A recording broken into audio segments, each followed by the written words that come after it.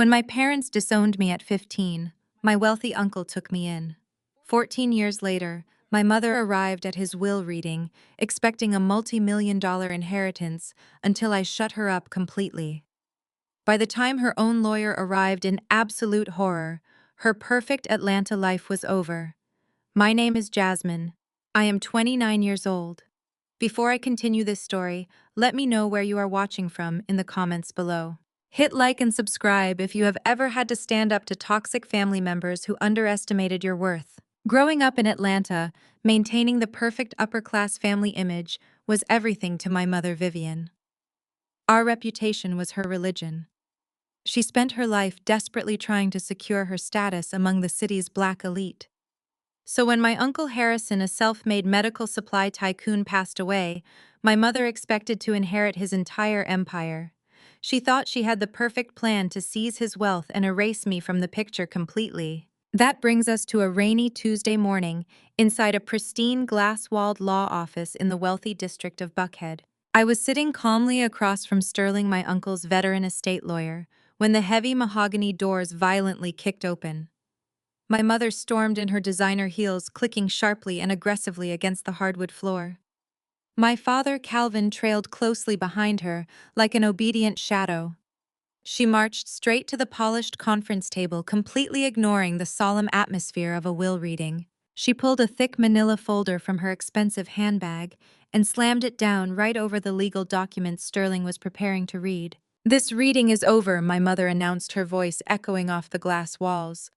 "That is a comprehensive medical evaluation from a private clinic. It proves my brother Harrison was suffering from severe late-stage dementia during his final months. He lacked the mental capacity to sign any binding legal documents. Therefore, as his only living sister and closest blood relative, I am taking immediate control of his estate." Sterling looked at the fraudulent document, his expression completely unreadable, but he did not speak. My mother did not even wait for his response. She turned her body, pointing a perfectly manicured finger directly at my face. Her eyes were filled with the same cold, absolute disgust that I remembered from my childhood. 14 years ago, she snapped, her voice dripping with venom. I threw a pregnant 15-year-old disgrace out of my house to protect this family's name.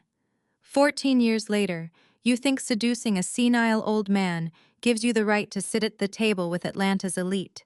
You are nothing but a stain on my legacy, Jasmine. I erased you once, and I will happily erase you again. The air in the room grew heavy.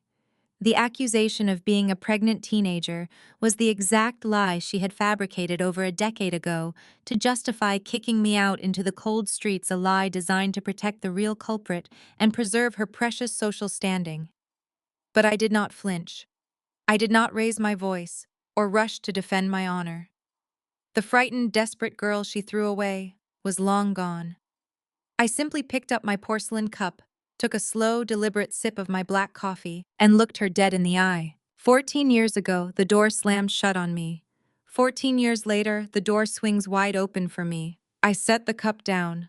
I slid a small silver flash drive across the smooth surface of the table until it rested right in front of Sterling. That was when my father, Calvin, stepped up, placing a heavy, aggressive hand on the back of my mother's chair. He puffed out his chest, trying to use his physical presence to intimidate me, just like he used to do when I was a helpless child. "You heard your mother, Jasmine," he barked, his face twisting into an ugly scowl. "Pick up your cheap purse and get out of this office right now so the real family can handle Harrison's estate. You do not belong here. You never did. Go back to whatever low-class, poverty-stricken neighborhood you have been hiding in. We are not giving you a single dime of our money. Do not make me call security to have you dragged out of a building you cannot even afford to step foot in." His words were designed to break my spirit, to remind me of the powerlessness I felt when they left me with nothing but a garbage bag of clothes. They assumed my silence meant I was intimidated, that I was just a street kid trying to pull a fast one on wealthy socialites. They had no idea who they were actually dealing with. I completely ignored my father's tantrum. I did not even blink in his direction. I kept my eyes fixed entirely on the lawyer and gave a slight commanding nod. "Play the drive, Sterling," I said evenly. My father scoffed loudly, crossing his arms over his chest in defiance, but Sterling silently obliged. He plugged the small device into his laptop. A massive projector screen hummed quietly as it lowered from the ceiling at the end of the conference room. The motorized blinds automatically closed, plunging the room into darkness for a split second before a high-definition video lit up the wall. There sat Uncle Harrison. I was looking directly into the camera, dressed impeccably in his favorite tailored navy suit. His posture was commanding, his eyes sharp and focused. He looked perfectly lucid, vibrant, and incredibly formidable. Sitting right beside him at a long table were three distinguished individuals in white medical coats. "My name is Harrison James." My uncle's deep, resonant voice filled the conference room. "Today is October 12th, exactly 3 months before my passing. I am recording this statement in the presence of three independent board-certified psychiatrists from Emory University Hospital. They are here to officially evaluate and document my cognitive function, my memory, and my absolute clarity of mind." The color completely drained from my mother's face. She stumbled backward a step, her hand flying to her throat. The smug, arrogant smirk on my father's lips vanished instantly, replaced by sheer panic. "I am doing this." Uncle Harrison continued on the screen, his tone turning dangerously cold, "because I know my sister Vivian. I know her greed. I know she will attempt to forge medical records to declare me incompetent. I know she will try to steal my life's work. Let this recording serve as indisputable legal proof that any document Vivian presents claiming I have dementia is a complete and utter fabrication. I am of sound mind and I know exactly who the vultures in my family are." The video paused. The room was so quiet I could hear my parents breathing heavily in the silence. They had banked everything on their fake medical evaluation. They thought they could easily steamroll over a deceased old man and the daughter they viewed as trash. Now the man they thought they could rob was destroying their lives from beyond the grave, humiliating them in front of the very legal establishment they respected so much. Sterling calmly closed the laptop. He pushed my mother's fraudulent folder off the center of the table, letting it slide uselessly toward the edge. "As you can see," Vivian Sterling said, adjusting his glasses, "your medical evaluation contradicts the sworn testimony of three leading medical experts, as well as my own continuous interactions with my client up until his last day. Your document holds no legal weight here. Now, if you are quite finished interrupting, I have a will to read." My mother looked like she was going to be sick. Her chest heaved as she stared at the blank projector screen, the reality of her failed scheme crashing down on her. But she was too stubborn, too obsessed with the money to walk away. She gripped the edge of the conference table, her knuckles turning white. "Fine," she spat out, her voice shaking with barely suppressed rage. "Read the will, Sterling. It does not matter what Harrison recorded. I am his only living sibling. I am the matriarch of this family. The law dictates that the estate goes to the closest blood relative. Read it so this little stray can finally understand she gets nothing." I leaned back in my leather chair, resting my hands comfortably on my lap. I watched my mother cling to her last shred of delusion. She still thought the rules of her high society Atlanta circles would protect her. She was about to learn that the only rule that mattered in this room was the one written on the paper in Sterling's hands. Sterling did not just open the folder. He pressed a button on his laptop one last time. Uncle Harrison's face filled the projector screen again, his eyes piercing through the digital lens straight at his sister. "Vivian Harrison," said, his voice echoing off the glass walls, "I know you found Dr. Aris. I know you paid him $50,000 under the table to draft a dementia diagnosis without ever examining me. I forwarded the transaction records to the state medical board last week. He lost his license on Tuesday, so whatever piece of paper you brought into this room is nothing but expensive trash." My mother gasped, clutching her chest as if she had been physically struck. Her trump card was not just invalid. It was a federal crime waiting to be prosecuted. "I built my medical supply empire from the ground up." Harrison continued, leaning forward until his face dominated the screen. "I bled for every warehouse, every distribution contract, and every dollar. I will not let a pack of vultures pick my bones clean to fund their country club memberships and luxury car leases. I leave my legacy to the only person in this family who knows the meaning of hard work and loyalty." The screen went completely black. The silence in the room was deafening. My father, Calvin, was sweating profusely, loosening his silk tie as if the air conditioning had suddenly failed. Sterling opened the heavy leather binder containing the final testament. He adjusted his glasses, his demeanor completely unaffected by the panic radiating from my parents. As the executor of the Harrison James estate, I will now read the distribution of assets. Sterling announced, his voice steady and authoritative. To my sister Vivian and my brother-in-law Calvin, I leave the sum of $100. This is to ensure you cannot claim you were accidentally forgotten in this document. You are remembered, and you are purposefully dismissed. My mother let out a strangled noise halfway between a sob and a scream. $100.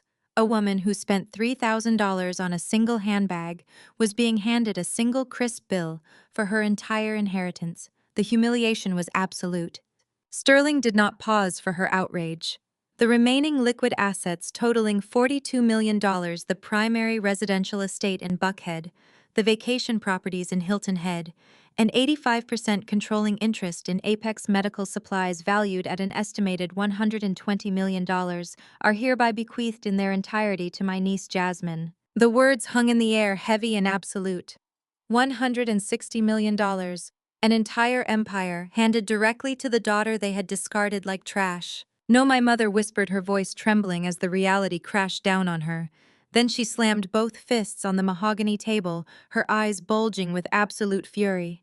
No, I contest this. This is a fraud. You manipulated him. You seduced a dying man, you filthy little tramp. My father lunged forward, pointing a shaking finger at my face. You ungrateful little brat. We gave you life. We put a roof over your head for 15 years. You owe us everything. You are going to sign that company over to us right now, or I swear to God, Jasmine, I will ruin you. I looked at the two people who were supposed to protect me, watching their greed consume whatever tiny fraction of humanity they had left. I leaned forward, resting my elbows on the cold glass table, and met my father's furious glare. 14 years ago, you watched your wife throw me out into a thunderstorm, I said, my voice dangerously calm, cutting through his screaming. 14 years ago, you stood on the porch and told me I was dead to you because I ruined your perfect family image. You gave me nothing but a garbage bag of old clothes and a lifetime of trauma. I do not owe you a single dime, Calvin. The only thing I owe you is the exact same mercy you showed me. None. You are a monster! My mother hissed, tears of pure rage spilling down her carefully contoured cheeks. Black families are supposed to build together. We are supposed to protect our wealth. You are tearing your own blood apart just to be vindictive. You tore our blood apart the night you threw me out to protect a secret. I shot back, watching her flinch as the hidden truth hovered between us. You lost the right to use the family card the moment you chose your social status over your own child's safety. My mother realized that intimidation was not going to work. The desperate 15-year-old girl she expected to bully was not sitting in this chair. She was facing a woman forged in fire, backed by an ironclad will and a $160 million war chest. She snatched her phone from her designer bag, her fingers aggressively punching the screen. We will see about this, she snarled, pressing the phone to her ear. You think you won because of a piece of paper? You think you are smart? I have been preparing for this. Get in here now, she screamed into the receiver. She ended the call and threw the phone onto the table with a triumphant, malicious glare. You might have fooled an old man, Jasmine, but you are not equipped to play in the big leagues. You have no idea what you just walked into. This company is not a gold mine. It is a ticking time bomb, and you just strapped it to your own chest. Before I could ask what she meant, the heavy glass doors of the conference room violently burst open for the second time today. My older sister, Gabrielle, marched into the room. She was dripping in expensive jewelry, her chin tilted up with that signature golden child arrogance she had perfected since we were kids. But she was not alone. Right behind her strode her husband, Preston. I was a white, slick-haired hedge fund manager who always looked at our family like we were a charity project he was forced to tolerate. Preston was not here for moral support. He carried a massive, thick legal binder tucked firmly under his arm, and the predatory smile on his face signaled that the real war had just begun. Preston dropped the massive legal binder directly onto the center of the conference table. The heavy thud rattled the crystal water glasses and immediately silenced my mother's hysterical sobbing. Preston did not bother to greet Sterling. He did not even look at my parents, who were staring at him like he was their rescuing angel. Instead, he unbuttoned his tailored suit jacket, adjusted his expensive silk cuffs, and turned his pale blue eyes directly on me. He looked at me with the kind of practiced, arrogant pity that only a wealthy white hedge fund manager could muster when dealing with his black in-laws. "Let us skip the emotional theatrics," Preston said, his voice dripping with condescension. He leaned over the table, speaking slowly, and over-enunciating every single syllable, treating me exactly like a slow, uneducated child. "This is no longer a family dispute over a dead man's sentimental wishes. This is a corporate restructuring, and you are completely out of your depth." He flipped open the heavy binder, revealing hundreds of pages of financial ledgers, highlighted bank statements, and aggressive legal warnings. "Your Uncle Harrison was a charming salesman in his prime." Preston continued, pacing slowly behind my sister Gabrielle, who was looking at me with absolute triumph. But in his final years, he was financially illiterate. He had no idea how to navigate the modern market. 2 years ago, Apex Medical Supplies began hemorrhaging cash. To keep his fragile little empire afloat, Harrison came begging to my hedge fund. He took out $15 million in high-yield, high-risk toxic loans. My father, Calvin, gasped, looking at the binder in shock. "15 million," he repeated, his voice shaking. Preston did not even spare him a glance. "That is the principal amount, Calvin. With the compounded interest and default penalties, the debt is closer to 20 million. And it is entirely secured by the assets of the estate. The Buckhead mansion, the Hilton Head properties the company shares. It is all collateral." Preston stopped pacing and planted his hands firmly on the glass table, leaning in close to my face. "The moment Sterling officially transfers this estate into your name, Jasmine, you inherit every single penny of that debt. My firm will immediately file for liquidation. We will strip this company down to the copper wiring in the walls, and we will come after you personally for the remaining balance. You will be federally bankrupt before the end of the month." I sat perfectly still, my expression completely blank. I did not gasp. I did not cry. I just watched his eyes narrow as he tried to figure out why I was not trembling in fear. He mistook my silence for ignorant paralysis. "I know your history, Jasmine," Preston said, his tone softening into a mockingly sympathetic register that made my stomach turn. "Gabrielle told me everything. I know your parents kicked you out onto the streets when you were a teenager. I know you have been scraping by, living paycheck to paycheck in whatever low-income housing you managed to find. But running a $120 million medical supply chain is not a street hustle. It requires an Ivy League education, aggressive market foresight, and a ruthless corporate instinct. Letting an uneducated girl from the streets run a corporate empire is financial suicide. You will destroy hundreds of jobs and end up in federal prison for gross negligence." Gabrielle crossed her arms, smirking down at me. "You need to listen to him, Jasmine," she chimed in, her voice laced with poison. "Preston handles billions of dollars before breakfast. You do not even know how to balance a checkbook. Do not be stupid and ruin the family name again." Preston raised a hand, silencing his wife. He wanted to play the white savior, the benevolent billionaire swooping in to rescue the helpless, uneducated black woman from her own inevitable failure. "I am going to do you a massive favor, Jasmine," Preston said, sliding a pen across the table toward me. "Because you are my wife's sister, and because I do not want to see my extended family humiliated in the financial press, I am going to save you from federal bankruptcy. You are going to sign the entire estate over to my holding company today, right now. In exchange, I will absorb the toxic debt. I will keep the aggressive creditors away from you. And I will personally set up a private trust that pays you a $3,000 monthly stipend for the rest of your life." He tapped the pen against the glass, his predatory smile returning in full force. "That is more money than you have ever seen in your entire life. It is guaranteed safety. Take the deal, Jasmine. Sign the paper, and I will give you a monthly stipend, so you do not have to go back to scrubbing toilets for a living." The room fell dead silent. My mother wiped her tears, a vicious smile finally returning to her face as she watched her wealthy son-in-law put me back in what she believed was my rightful place. My father exhaled a long breath of relief, assuming the threat of me holding power over them was officially neutralized. They all stared at me, waiting for the broken, discarded 15-year-old girl to obediently sign away her birthright for a few crumbs of comfort. I looked down at the pen.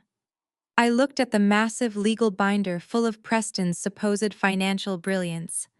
Then I slowly reached out and closed the binder with a sharp, definitive snap. I stood up from my leather chair, adjusting the cuffs of my custom-tailored blazer. I picked up the pen Preston had offered me and casually tossed it right back at his chest. "You offer me a stipend to scrub toilets," I said, my voice dropping to a dangerously quiet register that commanded the entire room. "Let me show you what I actually scrub." Gabrielle violently slammed her perfectly manicured hands onto the glass table. Her expensive diamond bracelets clanked loudly against the polished surface. Her face contorted into a mask of pure, unadulterated rage. She could not stand that I was not cowering in fear. She simply could not fathom that the little sister she had spent her entire life stepping on was now looking down at her from the head of the boardroom table. "Do not you dare speak to my husband like that," Gabrielle shrieked, her voice echoing shrilly across the room. "You have no idea who you are dealing with, Jasmine. Preston is the senior director at one of the most powerful hedge funds in Atlanta. He is giving you a lifeline, and you are throwing it back in his face because you are too arrogant and too stupid to realize you are drowning." She marched around the edge of the table, stopping just a few feet away from me. She looked me up and down with absolute disgust, her eyes lingering on my tailored suit before rolling in contempt. "Look at you," Gabrielle sneered. "You put on a nice blazer and suddenly you think you actually belong in our world. You think Uncle Harrison leaving you a piece of paper magically erases what you are. You are a stain on this family, Jasmine. You have always been a stain. While Mom and Dad were paying $60,000 a year for my private academy tuition, you were bringing shame to our doorstep. While they were flying me to Paris and Rome to ensure I had a proper cultural education, they had to throw you out onto the street like the trash you were." My mother Vivian nodded enthusiastically from her seat, dabbing the corners of her eyes with a tissue. "Tell her, Gabrielle," my mother chimed in eagerly. "Make her understand reality." Gabrielle took another step closer, her voice dropping into a vicious, mocking whisper. "We are Atlanta royalty, Jasmine. We belong to the most exclusive country clubs. We sit on the charity boards. We dictate who matters and who does not in this city. You are nothing but a high school dropout who got lucky because a senile old man felt sorry for you. But luck does not pay off a $15 million corporate debt. Preston is offering to save us all from your inevitable failure. You are going to sign those transfer papers right now, or I swear I will make sure everyone in this city knows exactly what kind of street trash you really are." I stood completely still, letting her venom wash over me. 14 years ago, those cruel words would have broken me. 14 years ago, I would have cried, begged for forgiveness, and done whatever it took to earn a fraction of the affection they showered effortlessly on Gabrielle. But standing in that boardroom today, looking at my older sister's perfectly contoured face, I saw something else entirely. I saw sheer blinding panic. Gabrielle was terrified. She was entirely dependent on Preston's money and our parents' social status. She had never worked a day in her life. Her entire identity was wrapped up in being the golden child, the wealthy socialite, the trophy wife. And now the corporate empire that funded her lavish lifestyle was legally in the hands of the sister she despised so much. "Are you quite finished?"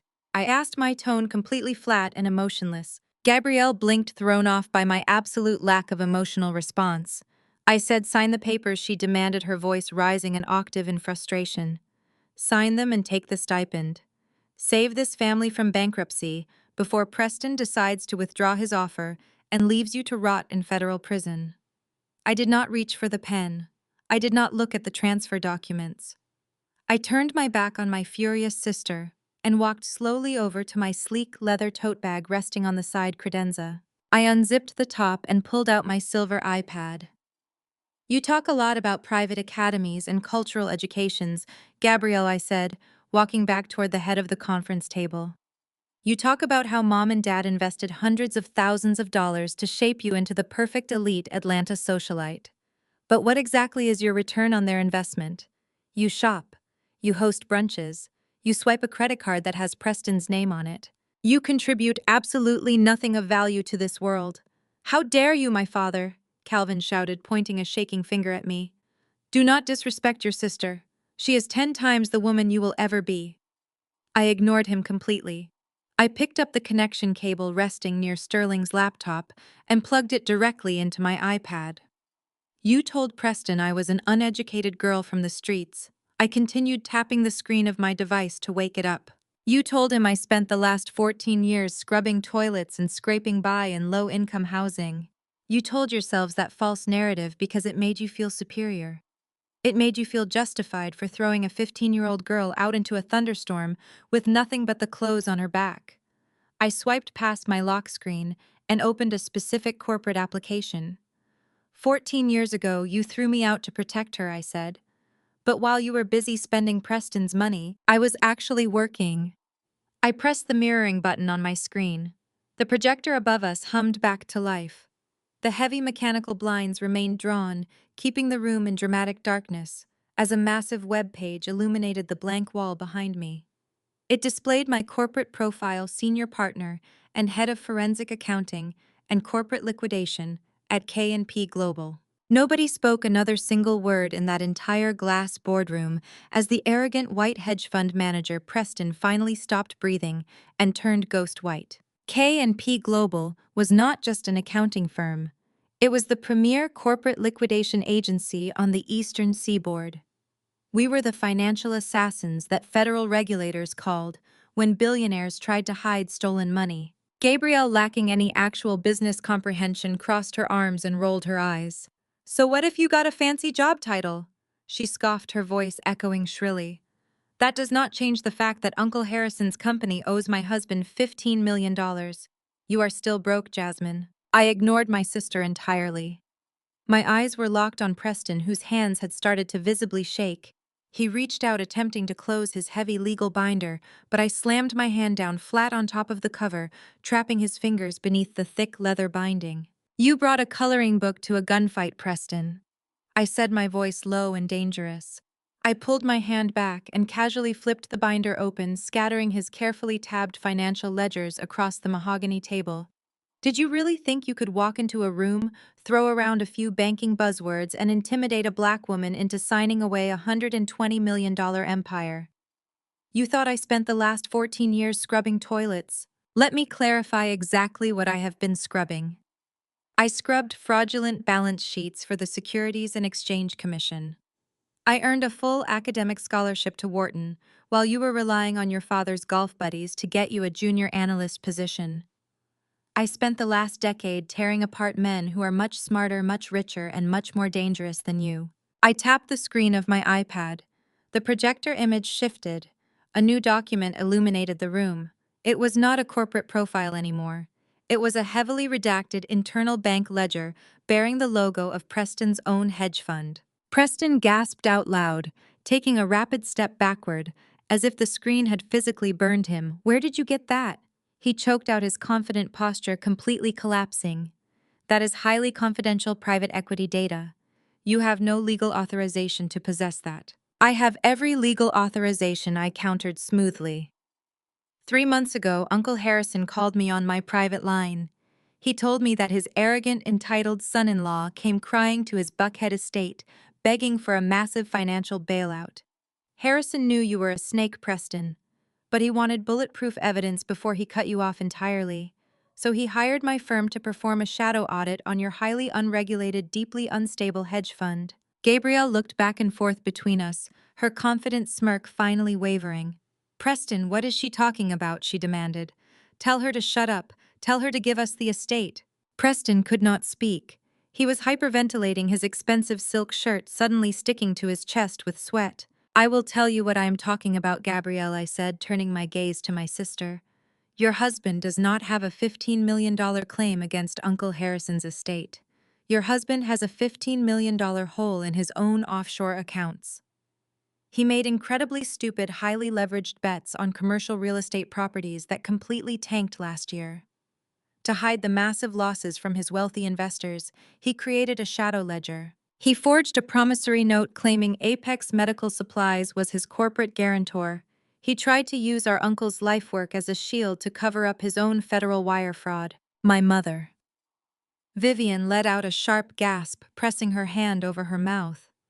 My father Calvin stared at the projected bank statements in absolute horror. The golden couple they had worshipped, the wealthy white savior they had pinned their social survival on, was nothing but a broke, desperate fraud. But I am not finished. Preston. I continued, stepping around the table to close the distance between us. Uncle Harrison did not just deny your request for a bailout. He was disgusted by your attempt to steal from his legacy, so he used a blind holding company to quietly purchase the very same distressed debt you defaulted on. He bought your margin calls for pennies on the dollar. Do you understand what that means? Preston swallowed hard, his eyes wide with sheer terror. He tried to speak, but only a pathetic, raspy sound came out. It means Apex Medical Supplies does not owe your fund $15 million. I stated, my voice ringing with absolute finality. Your fund owes Apex Medical Supplies $15 million. And as of 10 minutes ago, when Sterling officially executed that will, I became the sole owner of Apex. I am your majority creditor. I own your hedge fund. I own your luxury home in the suburbs. I own the designer cars you lease for my sister.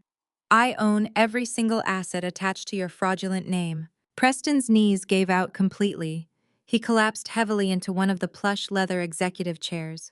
The arrogant, condescending predator who had marched into the room demanding I surrender my birthright was now nothing but a sweating, trembling mess.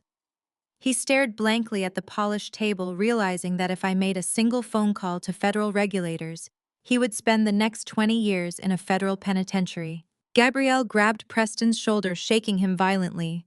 "Preston, say something," she screamed, her voice cracking with panic.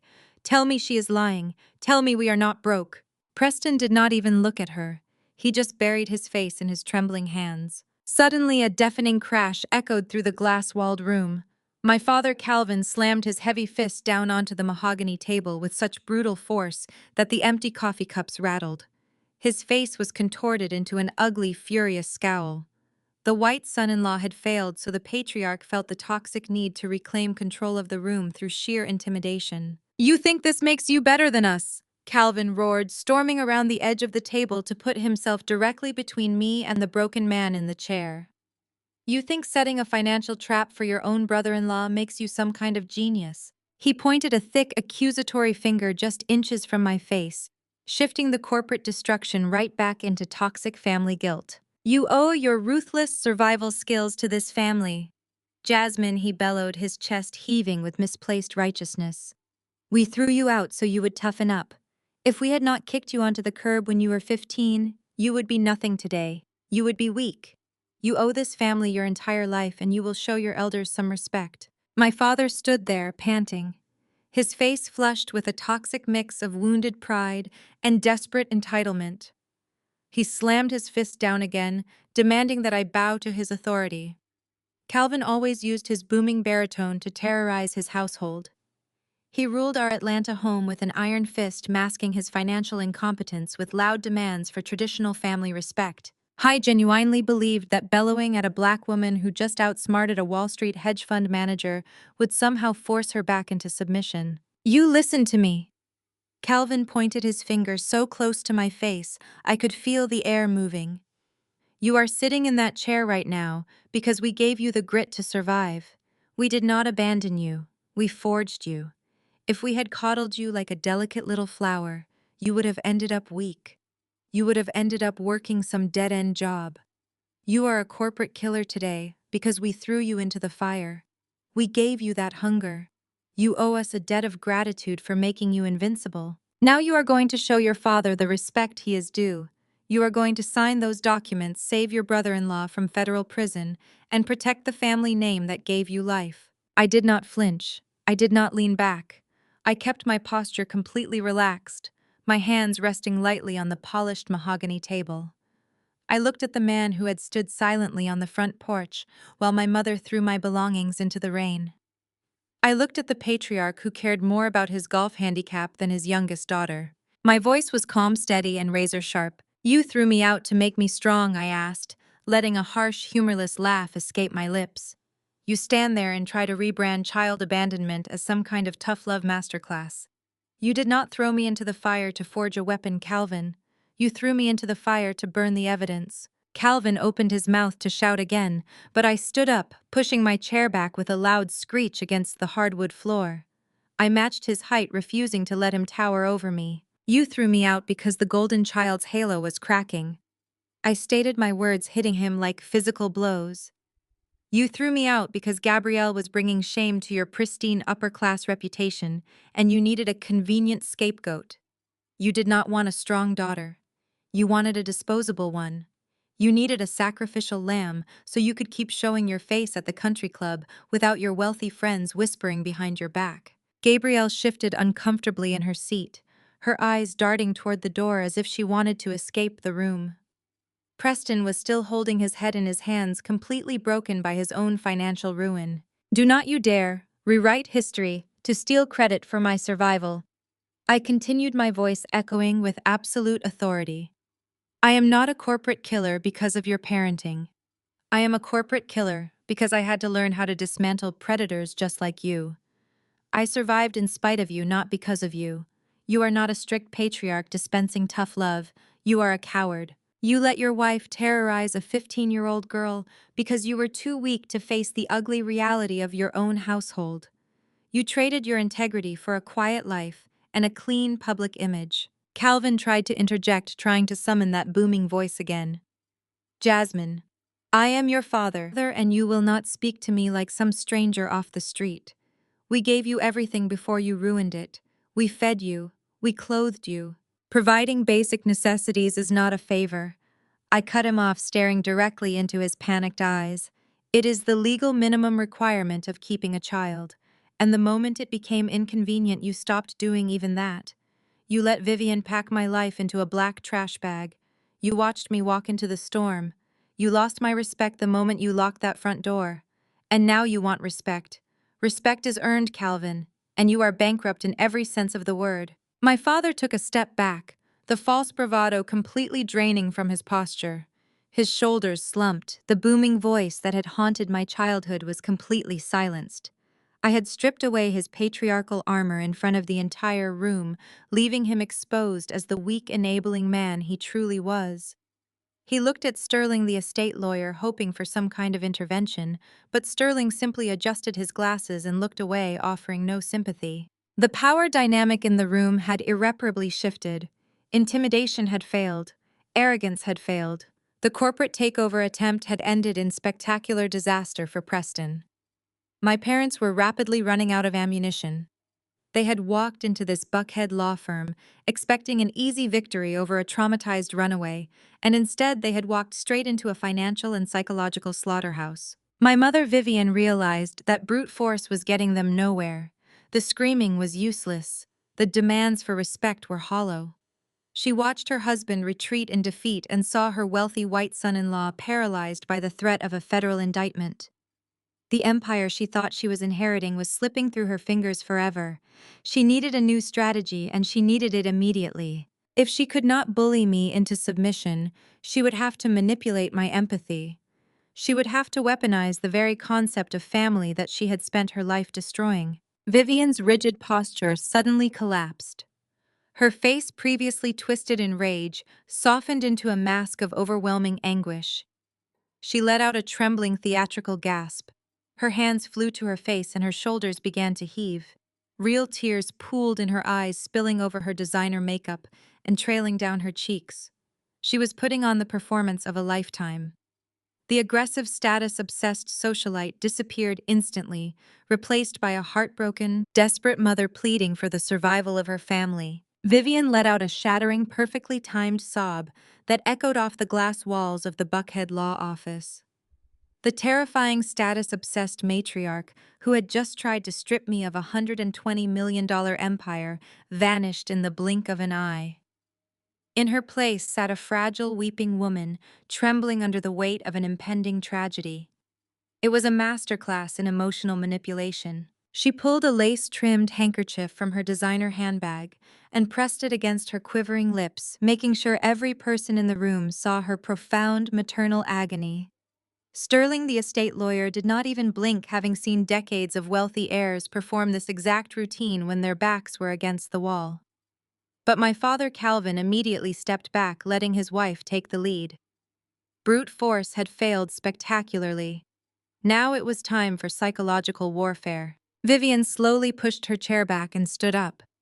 She walked around the long mahogany table, her expensive heels dragging slightly to emphasize her sudden, overwhelming vulnerability.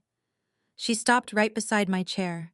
I could smell her expensive floral perfume, the same scent that used to fill the hallways of our home before she locked me out of it.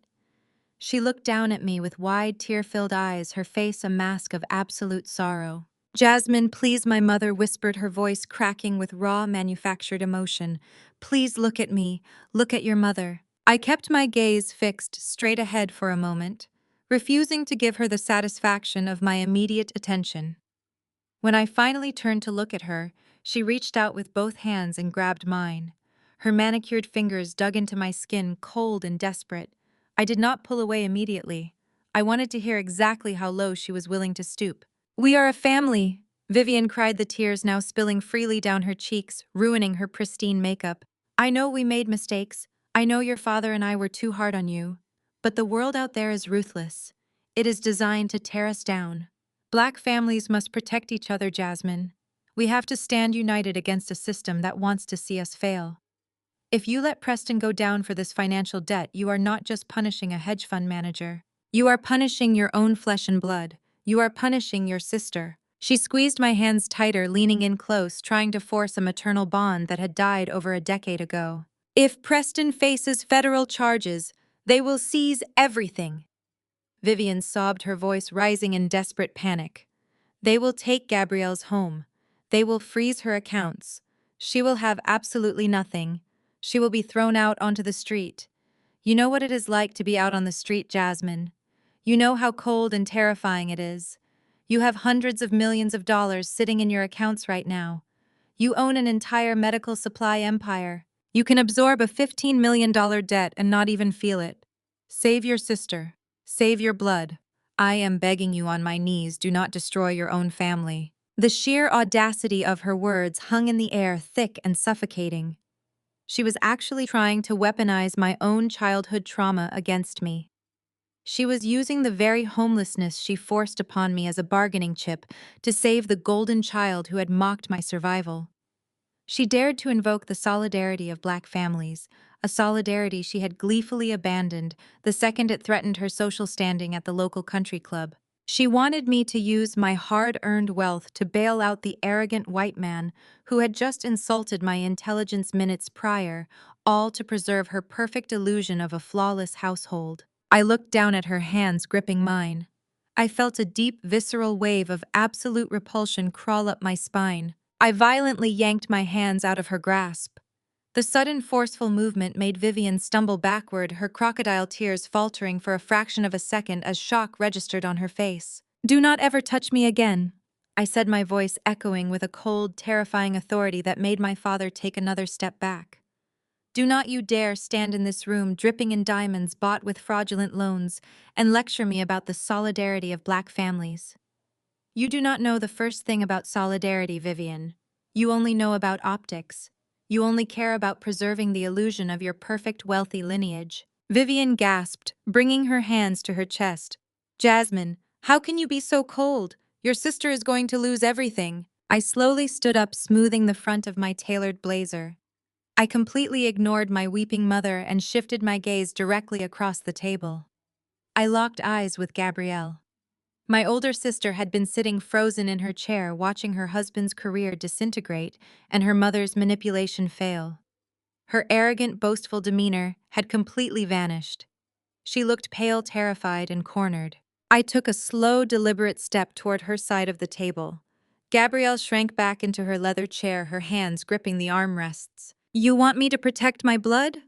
I asked, my voice slicing through the tense silence of the boardroom. "You want me to save Gabrielle from being thrown out onto the street, because that is what a loyal family does." I stopped right across from my sister, leaning my hands on the glass tabletop, bringing my face level with hers. Gabrielle swallowed hard, her eyes darting nervously toward our mother. "Protect each other," I repeated, letting the words roll off my tongue with lethal precision. "Like the way we protected Gabrielle's secret 14 years ago. The effect was instantaneous and catastrophic. Gabrielle let out a sharp, choked gasp, her face draining of all color until she looked like a ghost. She pressed her hand over her mouth, her eyes wide with absolute horror. My father's head snapped toward his eldest daughter in sheer confusion.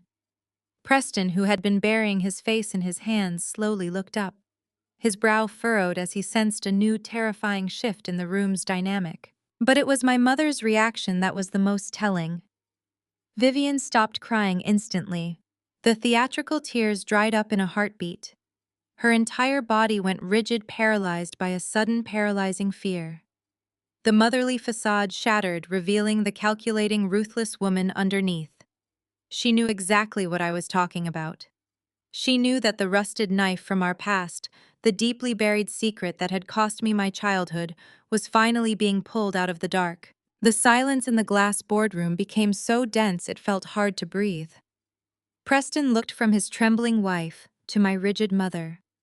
His pale blue eyes darted back and forth as he finally realized the pristine elite family he had married into was built on a foundation of rotting lies. What secret? Preston demanded, his voice cracking with a sudden desperate panic. Gabrielle, what is she talking about? Gabrielle could not speak. She pressed her hands over her face, sobbing wildly, shaking her head side to side in a pathetic attempt to deny the inevitable. She looked at our mother for a lifeline, but Vivian was completely frozen. Her eyes locked on me with the terrified intensity of a trapped animal. I did not raise my voice. I did not need to. The truth was loud enough on its own. 14 years ago, my mother stood in this exact city and told everyone who would listen that I was a disgrace. I began my words slicing through the room with absolute icy precision. She told her bridge club, the church congregation, and every wealthy socialite in Atlanta that her youngest daughter was a pregnant, out-of-control runaway. She used that story to justify throwing me out into a freezing rainstorm with nothing but a garbage bag of old clothes. I took a slow, deliberate step closer to Gabrielle, forcing her to look up at me. 14 years ago, a 15-year-old girl in our house was indeed pregnant, I stated, locking my eyes onto my weeping sister. But it was not me. Preston physically recoiled, staggering back against the heavy mahogany table. He stared at his wife in pure shock. Gabrielle let out a loud, agonizing wail, burying her face in her arms as her carefully curated image of the flawless Atlanta debutante shattered into a million irreversible pieces. My father, Calvin, dropped his gaze to the floor, staring at his expensive leather shoes. He knew. He had always known, and he had chosen to look the other way, while his youngest daughter was sacrificed at the altar of his wife's social ambition. It was you, Gabrielle, I said, my voice echoing off the glass walls. You were the golden child. You were the one being groomed to marry a wealthy white savior just like Preston. But you were sneaking out to College Park, messing around with a local drug dealer who did not care about your designer clothes or your prestigious pedigree. When you missed your period, the golden halo cracked. You were terrified. You went crying to our mother, and Vivian realized her prized investment was about to become the laughingstock of the Buckhead elite. Vivian slammed her hand on the table, finding a brief, desperate surge of defiance. "Stop talking!" Vivian shrieked, her face twisting into an ugly mask of panic. "You shut your mouth right now, Jasmine. Do not you dare ruin your sister." I ignored her completely, keeping my eyes fixed on the crumbling woman across the table. Our mother dragged us both into her luxury SUV in the middle of the night. I continued painting the picture for Preston and Sterling to hear clearly. She drove us to a dirty underground clinic on the outskirts of the city, a place that asked no questions and demanded cash up front. But Vivian was a paranoid socialite. She knew that even underground clinics kept rudimentary files, and she was terrified that a paper trail with your name on it would somehow leak back to her wealthy friends. I leaned down, bracing my hands on the armrests of Gabrielle's chair, trapping her in her seat. "So she forced me to hand over my state identification card," I whispered, making sure every syllable hit its mark. "She marched up to that reception desk and registered you under my name. She made me the patient on paper. I sat in that filthy waiting room, terrified and confused, while you went into the back and erased your mistake. You walked out with a clean slate, and I walked out carrying the permanent documented stain of your actions." Preston looked like he was going to vomit, The wealthy hedge fund manager who had spent years looking down his nose at me, treating me like an uneducated street rat, was now staring at his own wife with absolute disgust. "You lied to me," Preston choked out, gripping his chest. "You told me you were a virgin when we met. You told me your sister was a degenerate. You let me sit here and insult her while you hid a pregnancy by a drug dealer." Gabrielle reached out for him, her diamond bracelets clanking together as she sobbed. "Preston, please, I was just a kid. My mother made me do it. I had to protect our future." I stood up straight, turning my attention away from the pathetic display of their imploding marriage and locking my gaze back onto the real mastermind of my destruction. Vivian was breathing heavily, gripping the edge of the conference table as if it were the only thing keeping her upright. "But the clinic visit was not enough for you, was it, Vivian?" I asked, stepping methodically toward the head of the table. "You realized that as long as I lived in that house, there was a witness to your perfect daughter's massive failure. You realized I held the power to destroy the pristine Atlanta lineage you had spent your entire life fabricating. A lie needs a scapegoat to survive, and you needed to silence me permanently." I stopped right in front of her, looking down at the woman who had birthed me, feeling absolutely nothing but cold clinical detachment. "You did not throw me out because I was plain or awkward," I stated, delivering the final devastating blow. "You fabricated the entire narrative that I was the pregnant runaway. You threw me out into the street and told me to disappear, deliberately turning me into the villain so you could exile the only person who knew the truth. You sacrificed your 15-year-old daughter to buy your eldest daughter a rich husband, and you thought I would stay silenced forever." Vivian did not collapse in shame. She did not fall to her knees and beg for my forgiveness for destroying my teenage years. For a fleeting second, the immaculate mask of the Buckhead socialite slipped, exposing the terrifying panic underneath. But then a dark, twisted sense of self-preservation took over. She straightened her posture, smoothed the front of her expensive silk dress, and lifted her chin with a defiant, chilling arrogance. She looked at me not as a mother looking at her wronged child, but as a general evaluating a necessary casualty of war. "I would do it all again," Vivian hissed, her voice vibrating with absolute unyielding venom. "Every single thing I did to protect the legacy of this family. You want an apology, Jasmine? You are never going to get one from me. Look at you. Even back then you were plain. You were awkward. You did not have the charm, the grace, or the connections to marry into the circles that actually matter in this city. You were a severe liability to everything Calvin and I had built." Gabrielle let out a wretched sob, burying her face against the glass table, but Vivian ignored her golden child completely. She stepped closer to me, her eyes burning with ruthless conviction, fully doubling down on her atrocious actions. "Gabrielle had a bright future," Vivian continued, pointing a sharp, manicured finger at my weeping sister. "She had the beauty and the polish to secure a prominent husband. She had the potential to elevate our family name to the absolute highest tiers of Atlanta society. If that ugly secret had gotten out, if the country club wives and the charity board directors found out my precious daughter was carrying a local drug dealer's child, we would have been permanently ruined. We would have been exiled from every elite circle in Georgia. A small sacrifice from you was absolutely nothing compared to the survival of our entire lineage. You were strong enough to take the fall.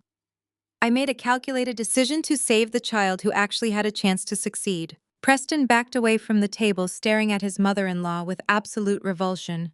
"You are a monster," he whispered, his voice trembling as the reality of his fabricated marriage finally set in. "You built this entire family on a foundation of pure garbage. You ruined an innocent girl's life just to trap me into marrying your damaged daughter." Vivian turned her icy, murderous glare onto the wealthy white hedge fund manager. "Shut your mouth, Preston." She snapped, her tone dripping with absolute disdain. "You happily spent our money. You gladly paraded my daughter around your corporate galas to prove how progressive and diverse your portfolio was. You loved showing off your gorgeous black wife to your Wall Street buddies. Do not stand there and act like you have any moral high ground. You are just as bankrupt, desperate, and corrupt as the rest of us." Calvin tried to intervene, raising his hands in a weak attempt to calm his wife, but Vivian violently shoved his arm away. She was operating on pure toxic adrenaline now. She reached into her designer handbag and pulled out her smartphone. She tapped the screen with vicious, aggressive strikes, turning the display toward me so I could see the contact name glowing brightly on the screen. You think you have won because you humiliated us in a conference room. Vivian mocked, a wicked, triumphant smile spreading across her face. You think owning a fancy forensic accounting firm gives you the power to steal my brother's $120 million empire. You are forgetting exactly who you are dealing with, Jasmine. I do not just roll over and surrender when things get difficult. I fight dirty, and I always win. She began pacing the length of the boardroom, her heels clicking like a metronome, counting down to a guaranteed execution. Before I even walked into this building today, I knew Uncle Harrison might have tried to leave you something. Vivian explained, her voice echoing with sinister confidence. That is why I did not come alone. While you have been sitting here gloating about your little corporate victories and airing out ancient family history. My personal attorney, Davis, has been extremely busy. He is not some desk lawyer who reads wills for a living. He is the most ruthless, cutthroat litigator in the entire state of Georgia. And right now, he is standing in front of a federal judge. I remained perfectly still, watching her parade around the room, letting her talk herself into a corner she could never possibly escape. I dispatched Davis 2 hours ago, Vivian bragged, coming to a halt directly across from me. He is securing a federal injunction as we speak. I filed a comprehensive lawsuit against you for gross elder abuse, psychological manipulation, and criminal financial fraud. We are claiming that you used your background in forensic accounting to coerce a vulnerable dying man into signing over his life's work. The moment a federal judge signs that emergency order, every single asset you think you just inherited will be completely frozen. She slammed her hand down on the glass table, leaning forward to deliver her final fatal threat. You will not be able to touch a single penny of Harrison's money. Vivian snarled, her eyes wide with manic certainty. You will not be able to liquidate Preston's debt. You will not be able to access the Buckhead estate or any of the corporate accounts. You will be locked in a brutal, decade-long legal battle that will drain your precious corporate salary until you are right back on the street where you belong. Davis is walking back into this building at any moment, and he is bringing the federal hammer down on your pathetic little revenge plot. Sterling, the estate lawyer, sat quietly at the head of the table, his hands folded neatly in front of him. He did not look worried. He just looked at my mother with a profound, almost clinical sense of pity. You are going to lose everything, Jasmine, Vivian concluded, a breathless, victorious laugh escaping her lips. You cannot outsmart me. Right on cue, the heavy mahogany doors of the law office burst open with a violent, echoing crash. My mother whipped around, a brilliant, arrogant smile already forming on her face, fully expecting her ruthless attorney to stride in holding the paperwork that would completely destroy my life. It was Davis. But he was not walking in with a triumphant swagger. He was not holding a federal injunction or any legal documents at all. He stumbled into the conference room like a man who had just seen a ghost. His expensive, tailored suit was completely rumpled. He was entirely out of breath, gasping for air, as if he had sprinted several blocks in sheer terror.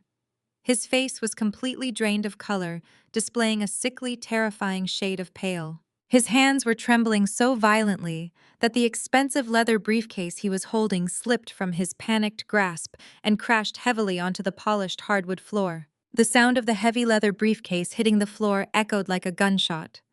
Documents spilled across the polished hardwood, but Davis did not even look down. The ruthless litigator my mother had praised as the most terrifying lawyer in Georgia was gasping for air like a drowning man. He braced his hands on his knees, his chest heaving, his tailored suit ruined by sweat. His polished facade had melted away, leaving nothing but raw animal panic. My mother, Vivian, did not immediately grasp the severity of his panic. Blinded by her massive ego, she saw his breathless state as evidence of his relentless hustle. She smiled, walking toward him with open arms. Davis, you made it, she announced, her voice dripping with triumphant satisfaction. She threw a condescending glare in my direction before returning attention to her lawyer. Pick up your bag, Davis. Stop catching your breath and hand me the federal injunction. I want to slap the asset freeze on the table so my ungrateful daughter can watch her stolen empire evaporate. Davis ignored her command. He ignored the spilled legal documents scattered around his expensive shoes. He ignored me entirely. He lunged forward, grabbing Vivian by both her arms. It was a shocking breach of their usual elite decorum. Vivian gasped, trying to pull away from his frantic grip, but Davis held on tight. He was physically shaking, his entire body vibrating with sheer terror. He fumbled in his jacket pocket with one hand and pulled out his smartphone. The screen was flashing wildly with incoming calls and rapid-fire text messages lighting up his terrified face. "Vivian, you need to listen to me right now." Davis choked out, his voice cracking into a high-pitched wheeze. "The injunction is gone. The federal judge threw it out the second he looked at our filing. I did not even make it past the clerk before the entire legal motion was rejected completely." Vivian frowned, deeply irritated by the delay, but entirely incapable of grasping the horrifying reality. "What are you talking about?" she snapped, batting his hands away from her designer dress. "If you did not get the injunction, why are you running in here sweating like a common street criminal? You are embarrassing me terribly. Go back to the courthouse right now and do your job. I pay you exorbitant hourly billing rates to deliver results, not excuses." "I cannot go back to the courthouse!" Davis yelled, finally losing his professional composure entirely. He shoved the glowing screen of his phone directly into Vivian's face, forcing her to look at the scrolling text. "Look at this. Look at the emergency alerts. The FBI is at the Buckhead mansion. The Internal Revenue Service Criminal Investigation Division just breached the main gates of your country club. They are tearing through the administrative office. They have federal warrants, Vivian. Federal warrants with full no-knock authorization. They are pulling hard drives, seizing all physical documents, and locking down the estate." My father Calvin let out a sharp wheeze, stumbling backward until his back hit the glass wall. He slid down slightly, his knees buckling under the terrifying news. Preston, still sitting in his leather chair, stared at Davis with wide, unblinking eyes, realizing the corporate explosion he feared was turning into a massive, terrifying federal criminal nightmare that would drag his own hedge fund down with it. Gabrielle began to loudly cry again, a high-pitched wail of pure confusion and terror. But Vivian, true to her narcissistic nature, completely misinterpreted the panic. A brilliant smile broke across her face. She laughed aloud. It was a harsh, victorious sound that bounced off the mahogany table. She turned her back on Davis and faced me, her chest puffed out with absolute pride. Her delusion was so deep, so entirely impenetrable, that she thought her empty threats had magically summoned the federal government to destroy my entire life. "I told you I fight dirty, Jasmine," Vivian sneered, stepping closer to me, her eyes glowing with malice. "I told you I always win. You honestly thought you could hide your financial crimes from me. You thought you could manipulate your uncle's estate-forged documents and walk away clean. Well, look at what happens when you cross the matriarch of this family. 14 years ago, I called security to escort your pregnant, disgraceful self off my property. 14 years later, the federal government is tearing your fake corporate empire to shreds right in front of my eyes." She was practically vibrating with joy, oblivious to the room collapsing around her. She turned back to her trembling lawyer, clapping her hands together. "Davis, this is wonderful news. I do not care that you missed the injunction. If the FBI is already raiding her properties and freezing her corporate accounts, the work is already done for us. Call the agents at the Buckhead mansion immediately. Tell them I am the rightful heir, and I will cooperate fully with their investigation into Jasmine's corporate fraud. Tell them to arrest her the second she steps out of this building." Davis stood completely paralyzed. He stared at Vivian as if she had just lost her mind. The color drained even further from his face, leaving him looking like a corpse in an expensive suit. He slowly shook his head, his breathing ragged and shallow. He looked at my mother with absolute, pure, unadulterated horror. He did not care about the optics anymore. He did not care about the elite social status she possessed just 10 minutes ago. He realized he was standing next to a woman actively sinking into quicksand and pulling everyone down with her. He grabbed her shoulders one more time, his grip painfully tight. He leaned in close, his voice dropping to a terrified, desperate whisper that cut through the room and shattered her entire grand delusion instantly. "Listen to me very carefully right now. They are not raiding her, Vivian. They are raiding you today." The words hit Vivian like a physical blow. She staggered backward as if Davis had just shoved her. The color completely drained from her face, leaving her designer makeup looking like a clay mask painted on a ghost. She shook her head frantically, refusing to process the reality of the situation. "That is impossible," she stammered, her voice barely a whisper. I covered my tracks. I used encrypted servers. There is no way the federal government could piece together those shell companies so fast. Sterling cleared his throat loudly. The sharp sound commanded the immediate attention of everyone in the glass boardroom.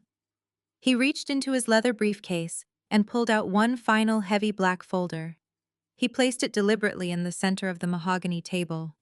The federal government did not have to piece anything together, Vivian, Sterling said, his voice echoing with absolute authority. Your brother handed them the entire puzzle already solved. Vivian turned her horrified gaze toward the estate lawyer. Her breathing grew shallow and erratic. Harrison knew everything. Sterling continued, resting his hands on the black folder. He knew exactly what you were doing behind his back. He knew about the shadow accounts. He knew about the offshore LLCs. He knew how desperate you were to maintain your fake billionaire lifestyle among the Atlanta elite. Sterling opened the folder. Inside were thick stacks of financial records, bank transfers, and forensic audit reports. He pulled out a single sheet of paper and slid it across the glass table toward Vivian. It was a high-resolution copy of a loan guarantee. 6 years ago, your country club status was slipping, Sterling explained without a single ounce of pity. Calvin had made several disastrous real estate investments and your cash flow was entirely depleted. You were terrified that Gabrielle would not be able to afford the luxury lifestyle required to trap a wealthy husband like Preston. So you went to the underground market. You took out massive illegal loans from shell companies tied to offshore syndicates. You borrowed over $30 million to keep up appearances, but those syndicates required rock-solid collateral. My father, Calvin, let out a strangled groan, gripping the edge of the table as if his legs could no longer support his weight. He knew exactly where this was going. You did not have $30 million in collateral, Sterling stated, his eyes locked on my trembling mother. So you forged your brother's signature. You used his name, his social security number, and his corporate empire as the primary guarantor for your toxic debt. You illegally pledged Apex Medical Supplies to a syndicate of shadow lenders. Preston let out a loud, furious curse. He backed away from his wife Gabrielle, staring at her family as if they were infected with a deadly disease. You committed federal wire fraud and identity theft to buy designer dresses, Preston shouted, his voice cracking with panic. You tied my name to a family of federal criminals. My hedge fund is directly connected to your bank accounts. When the federal investigators audit your finances, they will inevitably audit mine. You have destroyed my entire career and my reputation. Vivian ignored him completely. Her eyes were glued to the forged document on the table. How did he find out? She whispered, her voice devoid of all its previous arrogance. I paid the bank managers to look the other way. I intercepted all the physical mail. I covered every single angle. Harrison was supposed to die before the principal was due. I was supposed to inherit the estate and quietly erase the debt from the inside. The doctor said he only had a few months left 6 years ago. I was supposed to die. The sheer malice of her confession hung in the cold air of the boardroom. She had literally banked her entire fraudulent scheme on the premature death of her own brother. She had treated his life expectancy like a ticking financial clock. I did not die on your convenient schedule, Sterling said, closing the folder. And he did not stay blind to your theft. Harrison noticed the irregularities in his personal credit reports almost immediately. He knew you were the only person ruthless enough and desperate enough to forge his signature on that massive scale. But he also knew that if he confronted you directly, you would simply destroy the evidence and play the victim. He needed ironclad, undeniable proof. I needed a financial expert who could untangle your web of shell companies without alerting the banks you had already bribed. He knew he could not trust anyone in his immediate social circle because you had already poisoned them against him with your constant lies. He needed someone completely outside your sphere of influence. Someone who had absolutely nothing to lose and every reason to seek absolute justice. Vivian slowly raised her head. Her wide, terrified eyes shifted away from Sterling and landed directly on me. I sat perfectly still at the head of the conference table. I smoothed the lapels of my tailored blazer and let a slow, deliberate smile spread across my face. The terrified 15-year-old girl she had thrown into the rain was fully dead and buried. In her place sat the architect of her absolute destruction. You think a self-made tycoon like Uncle Harrison would trust a random corporate firm to handle a highly sensitive family betrayal? I asked, my tone dripping with dangerous satisfaction. He did not hire an outside agency, Vivian. He called the only person in this family who actually knew how to survive. He called me. Gabrielle let out a loud, pathetic sob, collapsing into her chair and burying her face in her hands. She finally understood the magnitude of the trap they had blindly walked into. 3 years ago, Uncle Harrison tracked me down, I explained, watching my mother's face contort in pure agony. He saw what I had built at K&P Global. He saw my expertise in forensic accounting and corporate liquidation. We had a long, quiet dinner at a diner in Midtown. He told me he suspected you were draining his assets to fund your country club facade. He asked me if I could prove it. I told him I could do much more than just prove it. I told him I could build a cage so tight you would never even realize you were trapped until the cell door locked. Vivian shook her head, frantically refusing to accept that the daughter she discarded had orchestrated her downfall. You could not have done this, she stammered, pointing a shaking finger at me. You do not have the clearance. You do not have the power. I am a senior partner at a global auditing firm. Vivian, I corrected her, my voice ringing with lethal authority. I have security clearances that would make your corrupt bank managers weep. For the last 3 years, I worked directly alongside Uncle Harrison. I traced every single stolen dollar. I found every offshore account you opened in the Cayman Islands. I documented every fake wire transfer you used to pay for Gabrielle's luxury cars and Calvin's golf club memberships. I compiled a federal fraud case so comprehensive that it took a team of FBI agents less than 24 hours to secure a no-knock warrant for your entire life. Every single fraudulent signature you made was cataloged, digitized, and handed directly to the federal prosecutors. You thought you were outsmarting a sick old man, but you were actually providing a masterclass in how to document your own federal indictment. My father, Calvin, dropped to his knees right there in the boardroom. The loud thud of his kneecaps hitting the hardwood floor echoed through the room. He clasped his hands together, looking up at me with pathetic, desperate tears streaming down his face. Jasmine, please, Calvin begged, his voice cracking into a high-pitched whine. We did not know you were involved. Your mother forced me to sign those papers. She told me we would lose the house. You have to stop this. You are our daughter. You cannot send your own parents to federal prison. I looked down at the man who had enabled my abuse for 15 years. I felt absolutely zero pity. I did not send you to prison, Calvin. I replied, my voice completely devoid of emotion. I simply handed Uncle Harrison the matches. He is the one who decided to burn your entire world to the ground. And he designed the perfect trigger to do it. Vivian spun around to face Sterling, her chest heaving with desperate, panicked breaths. What trigger? She screamed, demanding an answer from the stoic lawyer. If he had all this evidence for 3 years, why did he not just hand it to the police while he was alive? Why wait until today? Because Harrison wanted to give you one final chance to prove you had a shred of humanity left. Sterling answered, his tone colder than ice. I stood up from my chair and walked toward the projector screen. Uncle Harrison knew exactly how your mind worked, Vivian. He knew that your greed was a terminal disease.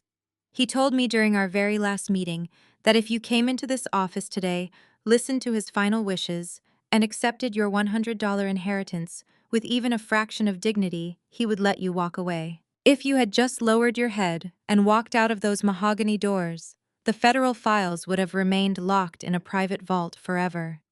You would have been broke, and you would have had to sell your precious country club memberships to survive, but you would have been a free woman. You could have spent the rest of your life playing the victim at your high society brunches. You could have spun a tragic story about how your cruel brother cut you out of his will. He was willing to give you that final, pathetic illusion of grace. But we both knew you were incapable of grace. We knew you could never settle for anything less than absolute control. I crossed my arms and looked down at the woman who used to terrify me. So I designed a forensic trap specifically tailored to your massive ego. In the corporate liquidation world, we call it a poison pill. It is a defense tactic used to prevent a hostile takeover by making the company completely toxic to the predator trying to consume it. I took that corporate strategy and I weaponized it into a family trust. I established the Harrison James Poison Pill Trust. It was an automated digital and legal protocol completely outside of Sterling's hands and entirely outside of my own. It was a dead man switch programmed with one very specific trigger. Vivian's chest was heaving. Her eyes darted wildly around the room looking for an exit, a loophole, or a lie that could save her. What trigger? She gasped, her voice cracking into a high-pitched panic. The trigger was your own predictable arrogance, I stated, my voice ringing with absolute finality. The protocol was coded to activate the exact second a legal challenge was filed against Uncle Harrison's mental capacity. By walking into this Buckhead law office today, by slamming that fraudulent medical evaluation onto the table, by bringing a cutthroat litigation lawyer to formally contest the estate, you tripped the wire yourself. You did not just contest a will, Vivian. You pushed the launch button on your own federal indictment. Davis the lawyer groaned and buried his face in his hands. He knew exactly how digital trusts operated, and he knew he had been the one to formally file the injunction request earlier that morning. He had literally handed the federal government the rope to hang them all. The moment Davis filed that paperwork with the clerk, the trust executed its primary directive, I explained, watching the last ounce of color drain from my father's face. An encrypted server located in a secure offshore data center automatically unsealed Uncle Harrison's hidden forensic files. It did not send a polite warning letter. It transmitted 6 years of your forged loan documents, your fake signatures, your offshore shell company ledgers, and your illegal wire transfers directly to the white-collar crime division of the FBI. It simultaneously carbon copied the Internal Revenue Service Criminal Investigation Division. You did not just get caught, Vivian. You served yourself up on a silver platter with a neat little bow. No, no, no, my mother chanted, shaking her head violently. Her perfectly styled hair was now messy and disheveled. She clawed at the glass table, her expensive diamond rings scraping loudly against the surface. You cannot do this to me. I am your mother. You cannot send your own mother to a federal penitentiary. I will tell them you forced him to do it. I will tell them you manipulated the servers. I will tell them you are the one who forged the documents. You can tell them whatever you want, I replied, completely unfazed by her pathetic desperation. You can scream it from the rooftops of the Buckhead estates. But the federal government does not care about your Atlanta socialite tears. They care about paper trails. And the paper trail leads directly to your bank accounts, directly to the mortgage on your mansion, and directly to the luxury cars parked in your driveway. You wanted Uncle Harrison's empire so badly. You demanded the empire. You lied for the empire. Now you get to feel the absolute crushing weight of that empire collapsing directly onto your chest. My father, Calvin, fell forward onto his hands and knees. He was weeping openly now, a pathetic, broken man who had traded his daughter's safety for a comfortable life built on massive financial fraud. He knew that as her husband, his name was attached to every single asset they owned. He was a co-conspirator by default. He was going to prison right alongside her. But while my parents were completely consumed by their own catastrophic downfall, another realization was taking place at the far end of the table. Preston, the arrogant, wealthy white hedge fund manager, had gone completely silent. He was staring at the scattered financial documents on the table with wide, unblinking eyes. His mind was racing, performing the same rapid corporate calculations he used on Wall Street. He had married Gabrielle for access to the elite Atlanta black wealth she constantly bragged about. He had integrated his own hedge fund with her family's assets. He had accepted massive capital investments from Vivian to artificially inflate his own failing portfolios. He suddenly realized the horrific truth. The money Vivian had funneled into his hedge fund was not legitimate generational wealth. It was stolen, syndicated federal fraud money.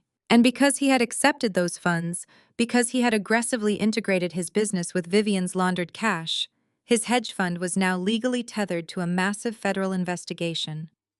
The FBI was not just going to seize the Buckhead mansion. They were going to audit every single account tied to the family. They were going to look into Preston's firm. They were going to find the $15 million shadow ledger he used to hide his toxic debt. Preston realized that the pristine elite black family he thought he was exploiting had actually pulled him into a financial death spiral. I was married to the daughter of a federal criminal. His career, his freedom, and his untouchable white privilege were about to be dragged through a highly publicized federal fraud trial. 14 years ago, my mother sacrificed her own child to secure a wealthy future. 14 years later, that same wealthy future was literally backing out of the room, trying to erase his connection to her. Preston was sweating profusely, his chest rising and falling in rapid panicked jerks.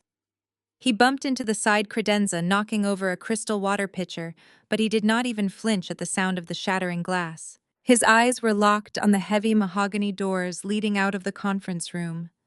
He took one slow, trembling step backward. Then he took another. The man who had walked into this office demanding I sign over a $120 million estate or be forced to scrub toilets was now silently, desperately backing toward the exit, looking for any possible way to abandon the sinking ship before the federal agents arrived to place him in handcuffs. Preston's hand hovered inches from the heavy brass handle of the mahogany door. He was moving with the slow, calculated precision of a cornered animal, trying not to trigger a predator. The sweat on his forehead caught the light from the overhead fixtures, a stark contrast to the perfectly groomed, arrogant titan of Wall Street who had stormed into the room just 20 minutes prior. He genuinely thought he could just slip out the door, jump into his leased sports car, and speed away from the catastrophic explosion consuming his wife's family. He thought his white privilege and his hedge fund titles would somehow make him invisible to the collateral damage. Preston, I said. My voice was not loud, but it cut through the chaotic sobbing of my parents like a steel blade. Preston froze instantly. His hand gripped the brass door handle, but he did not turn it.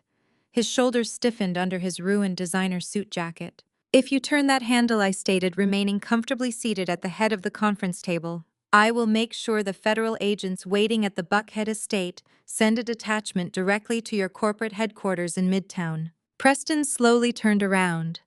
The absolute terror in his pale blue eyes was breathtaking. The wealthy savior who had just offered me a pitiful monthly stipend to scrub toilets was now staring at me as if I held his literal beating heart in the palm of my hand. Because I did. You are incredibly quick to abandon the solidarity of family. Preston, I mocked, leaning back and resting my hands on the glass tabletop. 10 minutes ago, you were standing right there defending your wife's legacy. You were ready to strip a $120 million empire from an uneducated street rat to protect your in-laws. But the second you smelled a federal indictment, you could not even look at your own wife. Gabrielle looked up from her hands. Her tear-streaked face twisted in confusion as she realized her husband was literally trying to sneak out and leave her behind. Preston, where are you going? She cried out, her voice cracking with fresh panic. You cannot leave me here. You are a lawyer. Do something. Call your firm. Tell them to stop this. Preston ignored his weeping wife completely. He took a hesitant step back toward the table, keeping his eyes locked entirely on me. Jasmine, he started, his voice a raspy, desperate whisper. Jasmine, listen to me. I had absolutely no idea where Vivian was getting that capital. I am a victim here. She approached my fund as a legitimate high-net-worth investor. I just processed the transactions. I did not know the money was stolen from shell companies. I did not forge any loan documents. I let out a harsh, echoing laugh. You did not know, I asked, raising an eyebrow at his pathetic attempt to play dumb. Do not insult my intelligence, Preston.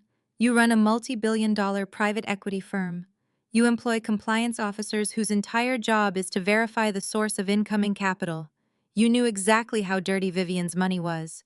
But your commercial real estate bets were tanking so hard you were desperate for liquidity. You looked the other way because you needed cash to hide your own massive, embarrassing failures. You gladly took laundered syndicate money and integrated it directly into your primary hedge fund. Preston swallowed hard, his throat bobbing visibly. He knew I had him completely dead to rights. As a forensic accountant, I had traced every single illicit wire transfer right into his corporate accounts. By accepting that money, I continued, my voice cold and relentless. Your hedge fund is now a co-conspirator in a federal racketeering and wire fraud case. The Securities and Exchange Commission will freeze your trading platforms by tomorrow morning. Your wealthy investors will panic, pull their capital, and your firm will collapse before the weekend. And when the Department of Justice audits your shadow ledgers, they will find the $15 million you tried to extort from Uncle Harrison's estate today. My father, Calvin, let out a pathetic moan from the floor, realizing that his son-in-law was going down right alongside him.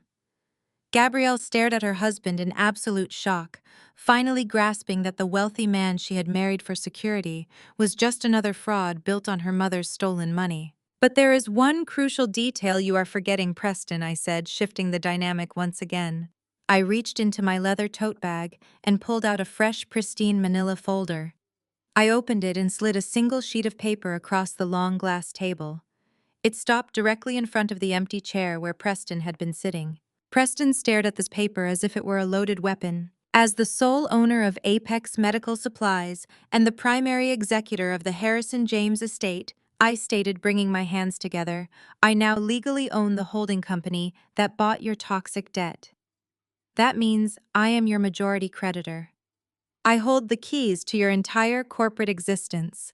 I have the legal authority to either report your hedge fund as a hostile, non-compliant entity to the federal investigators, or I can grant your firm corporate amnesty by officially classifying Vivian's investments as unverified third-party capital. Preston's eyes widened. He took a rapid, desperate step toward the table. You can grant me amnesty, he breathed out, a sickly, pathetic hope flooding his voice. You can keep the feds out of my ledgers. I confirmed. I can sign a creditor release form right now that completely detaches your hedge fund from Vivian's criminal enterprise. I can save you from a 20-year sentence in a federal penitentiary. But it is going to cost you every single thing you value in this world. Gabrielle looked at the piece of paper on the table, then up at me, a new terrifying realization dawning in her eyes. What is that? She demanded, her voice shaking violently. Jasmine, what did you just give him? I kept my eyes locked on the arrogant white man who had thought he could buy my silence. I pointed to the single sheet of paper. Sign this, I said, delivering the ultimate, inescapable ultimatum. Sign this and you walk away with your freedom, but absolutely nothing else. Refuse and you share a cell block with Calvin. The absolute finality of my words hung in the chilling air of the conference room. Gabrielle slowly lifted her head from her hands. Her tear-streaked face twisted in confusion and rising terror. She pushed herself up from her leather chair, her legs trembling so violently she had to grip the edge of the mahogany table just to stay upright. She stumbled around the corner of the table, her expensive heels dragging heavily against the floor until she reached her husband's side. Gabrielle looked down at the single sheet of paper resting in front of Preston.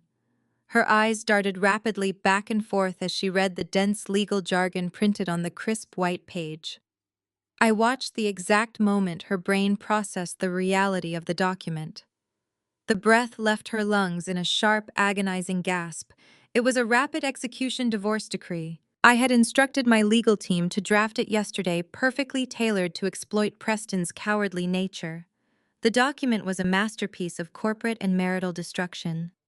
It stipulated a complete and immediate dissolution of their marriage. It contained an ironclad asset forfeiture clause stripping Gabrielle of any right to alimony, spousal support, or access to the marital homes. It severed her entirely from Preston's hedge fund, his offshore accounts, and his personal wealth. It left the golden child of our family with absolutely nothing but the clothes on her back. Jasmine, you cannot do this, Gabrielle whispered, her voice shaking with an unimaginable dread. She turned her wild, terrified eyes toward me. You cannot force my husband to divorce me. We are married. We built a life together. You are playing a sick, twisted game. I am not forcing him to do anything, I replied, my voice perfectly level. I am simply offering him a choice. He can choose his marriage, or he can choose his freedom.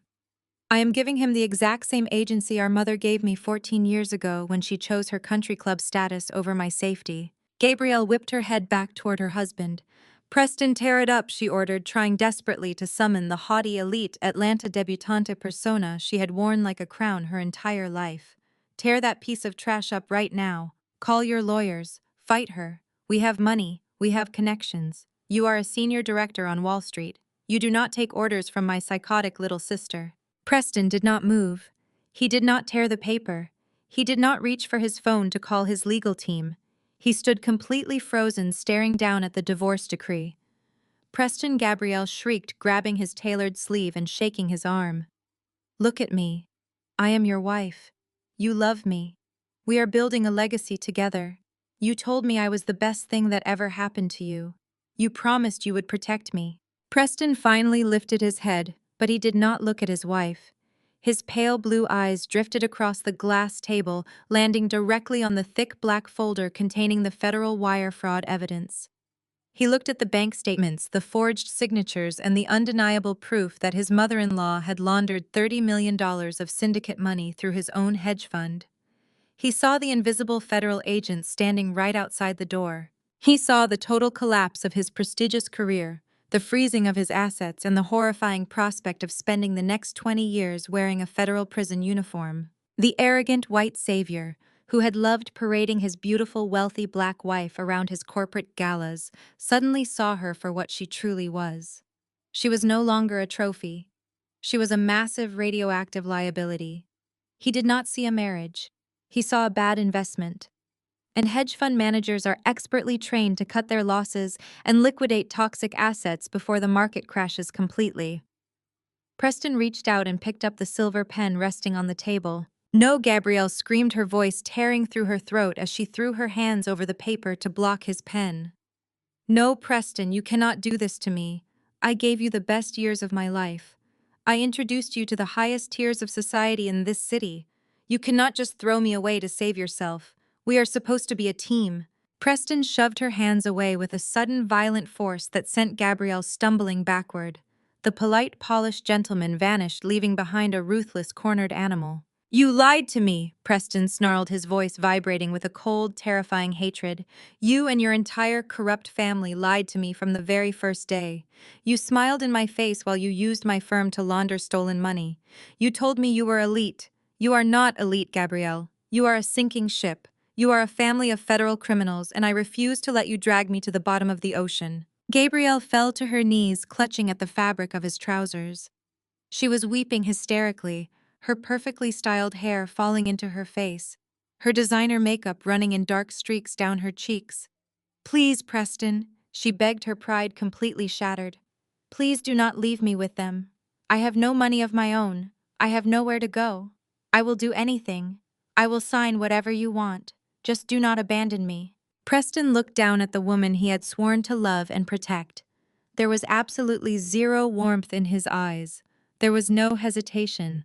There was only the brutal, calculating instinct of a man choosing his own survival over everything else. I am cutting my losses, Preston stated coldly. He leaned over the table, pressed the silver pen to the paper, and quickly signed his name on the bottom line of the rapid execution divorce decree. He signed away his marriage without a single second thought. Preston threw the pen down onto the glass table. The sharp metallic clatter echoed loudly through the silent, breathless room. He did not say goodbye. He did not look at my parents, who were watching in absolute horrified silence. He stepped over his weeping wife, adjusted his suit jacket, and walked straight toward the heavy mahogany doors. He pushed the doors open and walked out of the law office, leaving Gabrielle screaming his name in absolute agony in his wake. The heavy mahogany doors clicked shut with a sound like a closing vault. That single sharp noise broke the spell that had paralyzed my older sister. Gabrielle let out a sound that I had never heard a human being make before. It was a guttural, wretched wail that seemed to tear its way up from the very bottom of her chest. Her knees buckled completely. She did not just fall to the floor. She collapsed like a marionette whose strings had been violently severed. Her custom-tailored designer skirt suit crumpled against the cold hardwood of the Buckhead law office. Her diamond bracelets clattered loudly as she slammed her fists against the ground. In the span of 60 seconds, the golden child of Atlanta's society had lost her wealthy husband, her prestigious social standing, and every single cent of her assumed inheritance. She was 32 years old, and for the first time in her pampered elite life, she had absolutely zero safety net. I watched from the head of the glass conference table, my posture perfectly relaxed. I did not feel a single ounce of pity. I watched her gasp for air, her chest heaving as the reality of her new destitute existence crushed her. Preston had not just divorced her. He had legally amputated her from his entire financial ecosystem. The rapid execution decree he had just signed stripped her of any alimony, any claim to his offshore hedge fund accounts, and any right to the multi-million-dollar Buckhead mansion she had spent years redecorating. She was entirely bankrupt. The credit cards in her designer purse were already ticking time bombs, likely being frozen by Preston's wealth managers as we sat there. Gabrielle slowly pushed herself up onto her hands and knees. Her flawless makeup was completely ruined, dark streaks of mascara staining her cheeks. She turned her head, but she did not look at me. She looked past the mahogany table directly at our mother. Vivian was still standing, frozen, her hands gripping the back of a leather chair, staring at the empty space where Preston had just abandoned them. Mother Gabrielle gasped, her voice trembling with a toxic mixture of panic and rising fury. "Do something. Call him back. Tell him you will fix the offshore accounts. Tell him you will give him the money." Vivian blinked rapidly, the panic finally breaking through her meticulously maintained socialite facade. "I cannot, Gabrielle," she stammered, her voice thin and reedy. "The federal agents have everything. The accounts are locked. There is no money left to give him." That was the breaking point. The perfect, unbreakable bond between the narcissistic mother and her prized golden child shattered into a million jagged pieces right in front of my eyes. Gabrielle pushed herself off the floor, stumbling slightly as her expensive heels caught on the rug. She pointed a shaking finger directly at Vivian. "You did this to me!" Gabrielle screamed, the sound echoing violently off the glass walls. "You told me this was foolproof. You told me that borrowing that syndicate money would secure my future. You forced me to marry him. You spent my entire childhood grooming me to be a trophy wife for a white Wall Street executive, telling me that status was the only thing that mattered in this city. You told me I was the chosen one, and now I have absolutely nothing." Vivian recoiled as if she had been slapped across the face. "How dare you speak to your mother that way?" she hissed, trying desperately to summon her old authoritative tone. "Everything I did to elevate you. I bought you the best clothes. I paid for your private academies. I covered up your filthy mistakes so you could walk down the aisle in a white dress. I sacrificed your sister so you could live like a queen. I did not ask you to do that," Gabrielle shrieked, her voice cracking with raw, unhinged desperation. "I never asked you to drag me to that underground clinic. I never asked you to throw Jasmine out into the street. You did that because you were obsessed with your own image. You could not handle the country club wives gossiping about your daughter. You used me as a prop to show off to your wealthy friends, and you used Jasmine as a human shield to hide your own failures. And when we ran out of money, you illegally leveraged Uncle Harrison's entire medical supply company just to keep paying for my country club membership. You did not protect me. You set me up to be slaughtered." I sat back and took a slow sip of my coffee, savoring the absolute poetry of the moment. The two women who had terrorized my youth, who had formed an impenetrable alliance of cruelty and privilege, were now viciously tearing each other apart. The loyalty of abusers is only as deep as their bank accounts. The moment the money evaporated, they turned on each other with the exact same venom they used to reserve exclusively for me. "You ungrateful, spoiled little brat," Vivian roared, stepping toward Gabrielle with her hands clenched into fists. "I am facing a federal indictment right now because I tried to fund your pathetic, shallow lifestyle. Preston did not leave you because of my debt. He left you because you are a liability. He left you because the second the money dried up, you had absolutely no value to a man like him. You are nothing without the wealth I provided for you." While the matriarch and the golden child screamed at each other, trading vicious insults that would permanently destroy whatever relationship they had left, a subtle movement caught my eye. My father, Calvin, had been perfectly silent since his earlier outburst. He had watched Preston effortlessly abandon his marriage to save himself from federal prison. He had watched the FBI raid become a horrifying reality. He knew his own signature was on every single fraudulent loan document his wife had filed. Now, while his wife and daughter were completely distracted by their screaming match, Calvin was slowly and quietly inching his way along the glass wall. The great booming patriarch of our family was cowardly edging toward the heavy mahogany doors, desperately trying to sneak out and abandon them both before the federal agents arrived. Calvin's fingers barely grazed the polished brass handle of the mahogany door before a sharp, commanding voice cut through the room. "Going somewhere, Calvin." My father froze, His broad shoulders hunched forward, caught in the pathetic act of fleeing the very family he had spent his entire life claiming to fiercely protect. He slowly turned around, plastering a weak, trembling smile across his face. "I just need to step out for a moment, Jasmine." Calvin stammered, his booming voice reduced to a pathetic, airy whisper. "I need to call my attorney. I need to bring the car around for your mother. The air in here is getting a bit too tense." I did not even have to speak. I simply glanced at Sterling. The veteran estate lawyer gave a subtle, almost imperceptible nod toward the glass wall. Immediately, two massive private security guards stepped out from the adjacent hallway and positioned their large frames directly in front of the mahogany doors. They crossed their arms, completely blocking the only exit. Calvin stumbled backward, his eyes darting wildly between the security guards and me. "Jasmine, call off these men right now," he demanded, trying desperately to summon a fraction of his old patriarchal authority. "You are not holding me hostage. I had absolutely nothing to do with this. Vivian is the one who forged the documents. Vivian is the one who took the syndicate money.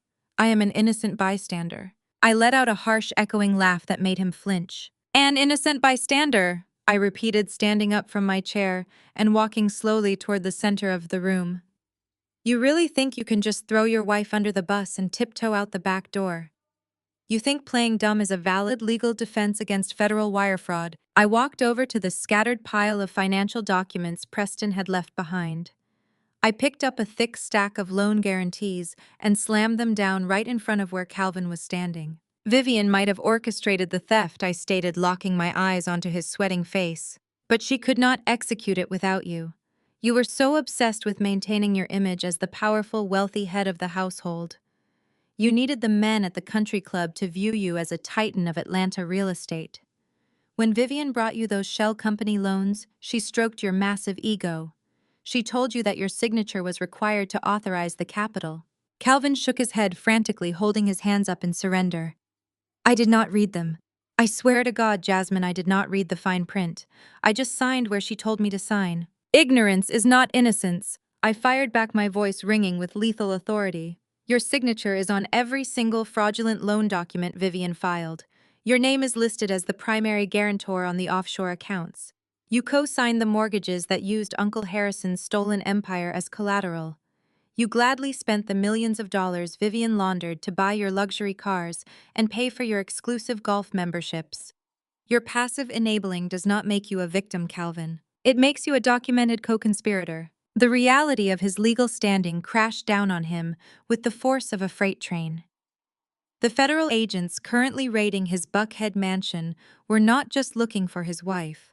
They had federal warrants with his name printed in bold black ink right at the top. He was going to be indicted, arrested, and prosecuted as an equal partner in a $30 million racketeering scheme. Calvin's legs gave out entirely. The tall, imposing man who had terrorized my childhood with his booming voice and rigid demands for respect collapsed to the hardwood floor. He fell hard onto his knees, his expensive tailored trousers wrinkling against the polished wood. He looked up at me, his face twisted in absolute terror, and began to weep openly. It was not a dignified cry. It was the loud, messy sobbing of a coward who realized he was about to lose his freedom. "Jasmine, my baby girl, please," Calvin begged, crawling forward a few inches on his knees. "Please, you cannot let them put me in a federal prison. I will not survive in there. I am an old man. You have the power to fix this. You own the debt now. You can tell the federal investigators that I was coerced. You can tell them I am innocent." I stared down at him with absolute disgust. "You want me to lie to the FBI to save the man who stood on the porch and watched his wife throw me into a thunderstorm?" Calvin reached out his trembling hands, hovering just inches from my shoes, too afraid to actually touch me. "I was weak," he sobbed, tears and sweat streaming down his face. "I was so weak, and I am so sorry. But I am still your father. You have to remember the good times, Jasmine. Please look into your heart and remember the good times." I was desperately scraping the very bottom of the barrel, searching for any tiny shred of decency he could weaponize against my conscience. "Remember when you were 7 years old?" Calvin pleaded, his voice cracking violently. "Remember when I took you to get strawberry ice cream after church on Sundays? Remember when I held the back of your bicycle seat and taught you how to ride in the park.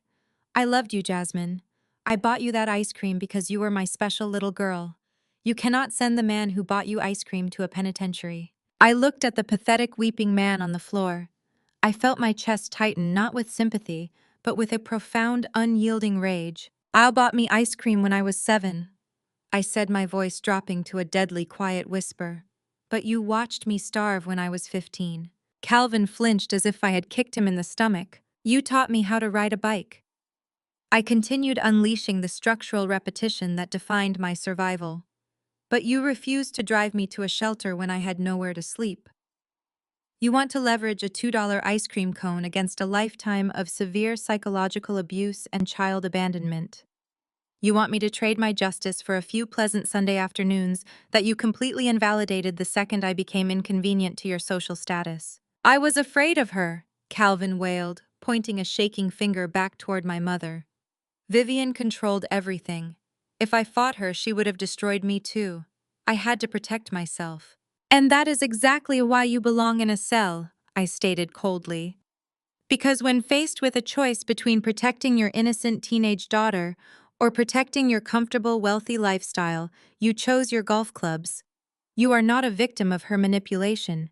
You are a willing participant in her cruelty. You enjoyed the fruits of her labor, and now you will pay the exact same price." Calvin let out a devastated, hopeless groan. He slumped forward, burying his face in his hands as he wept against the hardwood floor. He had nothing left. His white savior son-in-law had fled. His golden child daughter was bankrupt. His stolen wealth was seized. His freedom was entirely gone. But as Calvin sobbed uncontrollably at my feet, a sudden violent movement erupted behind him. Vivian, who had been standing frozen in shock after being viciously verbally attacked by Gabrielle, suddenly snapped back to life. She realized that Preston had abandoned them, and Calvin's begging had failed spectacularly. She knew the FBI was closing in by the second, and she recognized that the only person in the entire universe who possessed the absolute power to stop her federal indictment was the daughter standing right in front of her. With a sudden, terrifying burst of desperate energy, Vivian lunged forward. She violently shoved Calvin's shoulder, pushing her weeping husband hard out of the way, so he tumbled sideways onto the floor. Vivian dropped heavily to her own knees, her designer dress pooling around her legs on the hardwood. She placed her hands flat against the ground and began crawling frantically across the floor directly toward me. Vivian dragged herself across the polished hardwood floor, her expensive silk dress tearing slightly as it caught on the sharp heel of Calvin's discarded shoe. She did not care about the ruined fabric or the loss of her pristine elegance. She pushed her weeping husband aside with a vicious, frantic shove.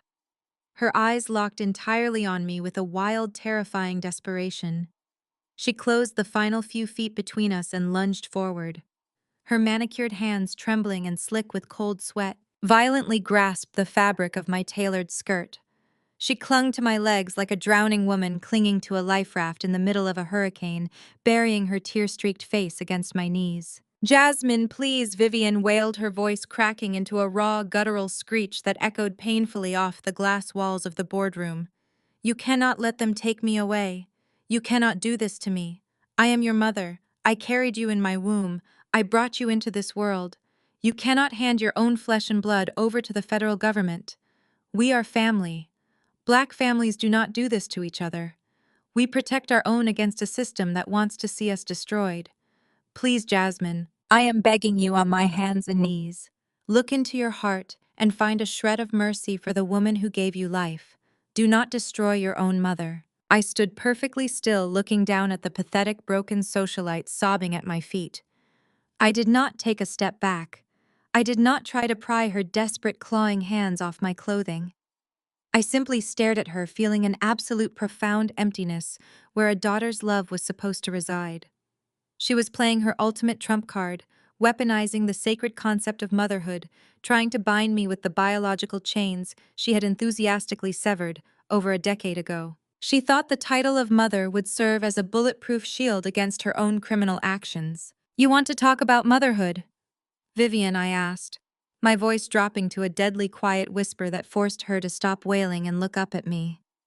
"You want to invoke the sacred bond of blood to save yourself from a federal prison cell. Let us talk about motherhood. A real mother does not drag her teenage daughter to an underground clinic in the middle of the night to cover up a golden child's disgraceful mistake. A real mother does not falsify medical records to protect her fragile country club status. A real mother does not look her 15-year-old child in the eye, call her a worthless stain on the family legacy, and lock the front door while a freezing thunderstorm rages outside. Vivian shook her head frantically, her makeup smeared into dark, ugly patches across her cheeks, ruining the elite facade she had spent millions to maintain. I was terrified. She sobbed, her grip on my skirt tightening until her knuckles turned a stark white. I was trying to save our reputation in Atlanta.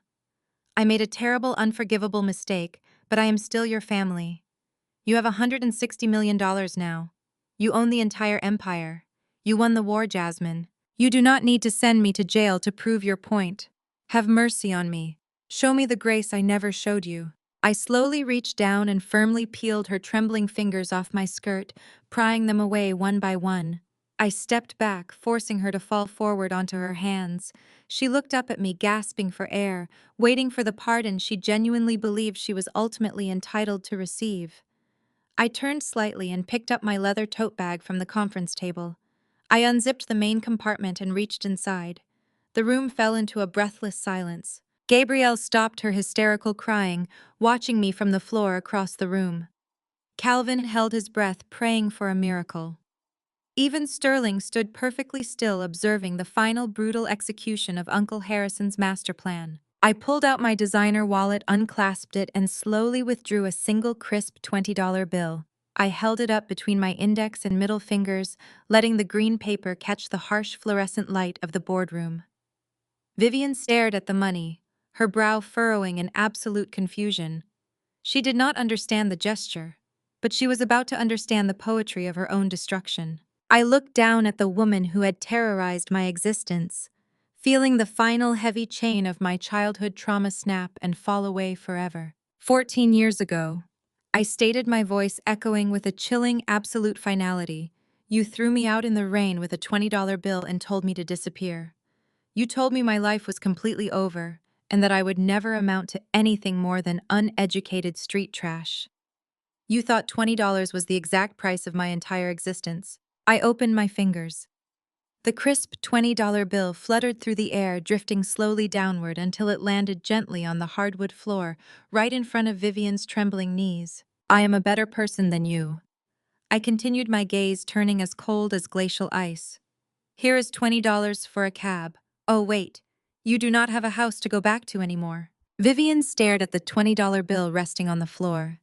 The exact same denomination she had used to discard my life 14 years ago was now the total sum of her remaining wealth. The realization of her absolute irreversible destruction crashed down on her all at once. The Buckhead mansion was seized by the government. The offshore accounts were permanently frozen. Her wealthy white son-in-law had abandoned them to save himself. Her golden child was completely bankrupt. Her husband was a documented co-conspirator. She had absolutely nothing left in the world but a piece of paper on the floor and a federal indictment waiting with her name typed in bold ink. She let out a horrific, breathless scream, lunging forward to grab the money, her pristine socialite image completely and permanently annihilated. As Vivian clawed at the $20 bill on the floor, weeping over the ruins of her fraudulent empire, a new sound began to build in the distance. It started as a faint, high-pitched wail, barely noticeable over the sound of my family's collective sobbing. But it grew steadily louder, multiplying and layering over itself with every passing second. The shrill, unmistakable wail of police sirens began echoing from the busy Atlanta streets below, vibrating through the thick, floor-to-ceiling glass windows of the Buckhead law office, signaling that the ultimate reckoning had finally arrived. The wail of the sirens grew deafening.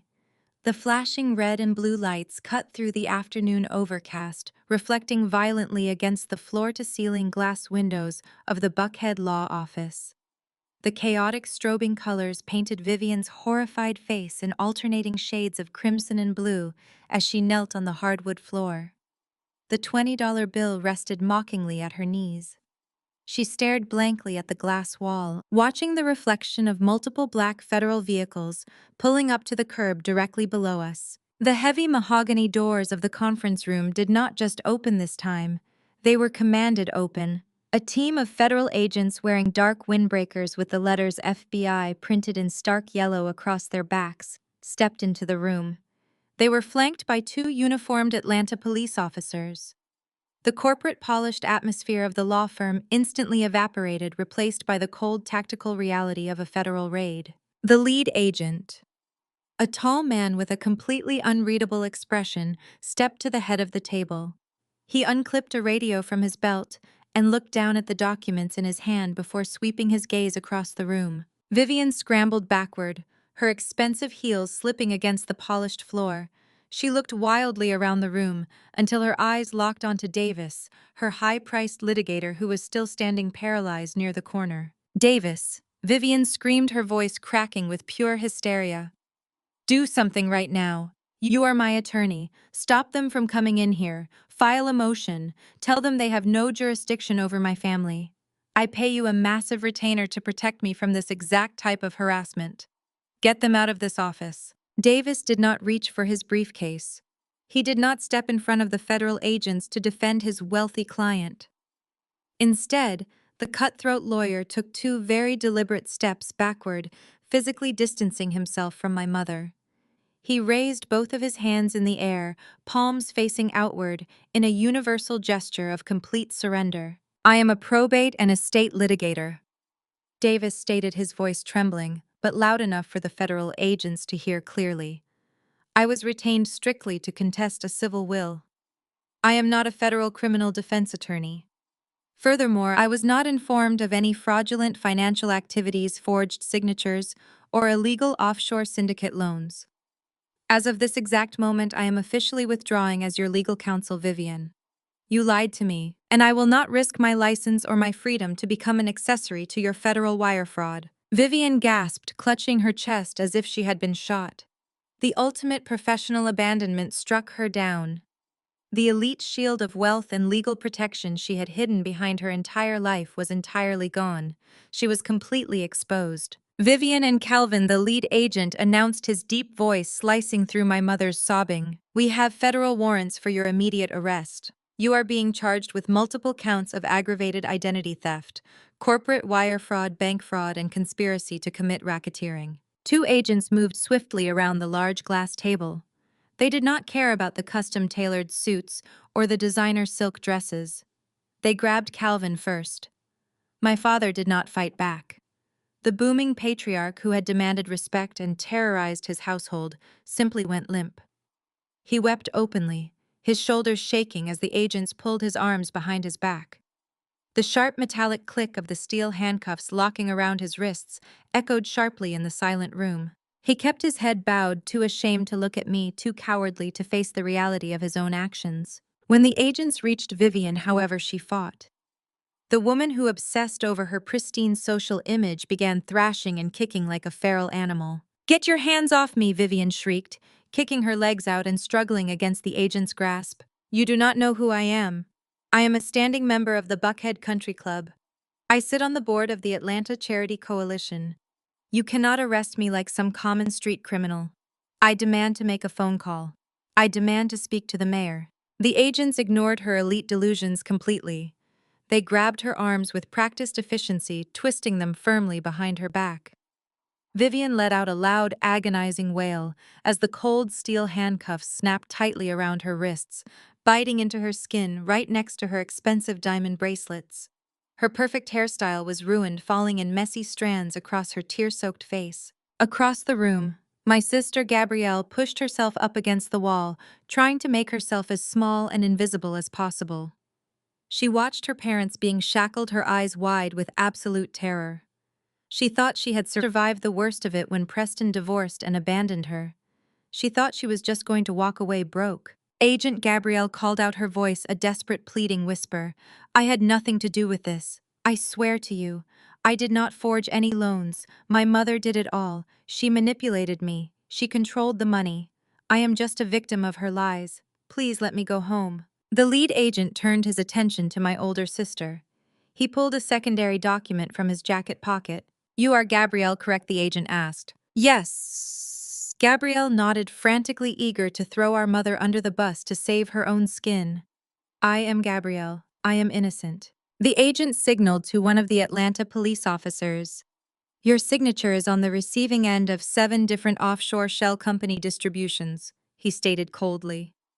Those distributions were used to purchase your vehicles, your jewelry, and your residential properties. You knowingly received and utilized stolen funds. You are under arrest as a co-conspirator to federal money laundering. Gabrielle let out a blood-curdling scream. No, she wailed, thrashing violently as the officer grabbed her arms. Preston left me. I have nothing. You cannot take me to jail. I am not built for jail. Mom, tell them I did not know. Tell them you tricked me. Vivian did not answer her golden child. The perfect mother-daughter bond had been entirely obliterated by greed and self-preservation. They were no longer the elite rulers of Atlanta society. They were just 3 federal suspects turning on each other in their final moments of freedom. The agents began marching them toward the door. It was the ultimate walk of shame. The highly respected, wealthy family was being dragged out of the pristine law office in handcuffs. As they were pulled through the heavy mahogany doors, they passed by the large glass walls facing the hallway.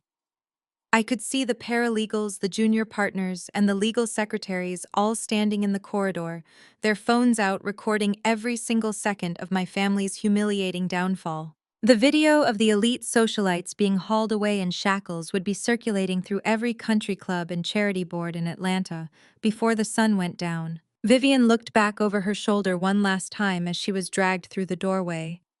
Her eyes met mine, filled with a horrific, devastating realization that she had orchestrated her own absolute destruction. I did not smile. I did not gloat.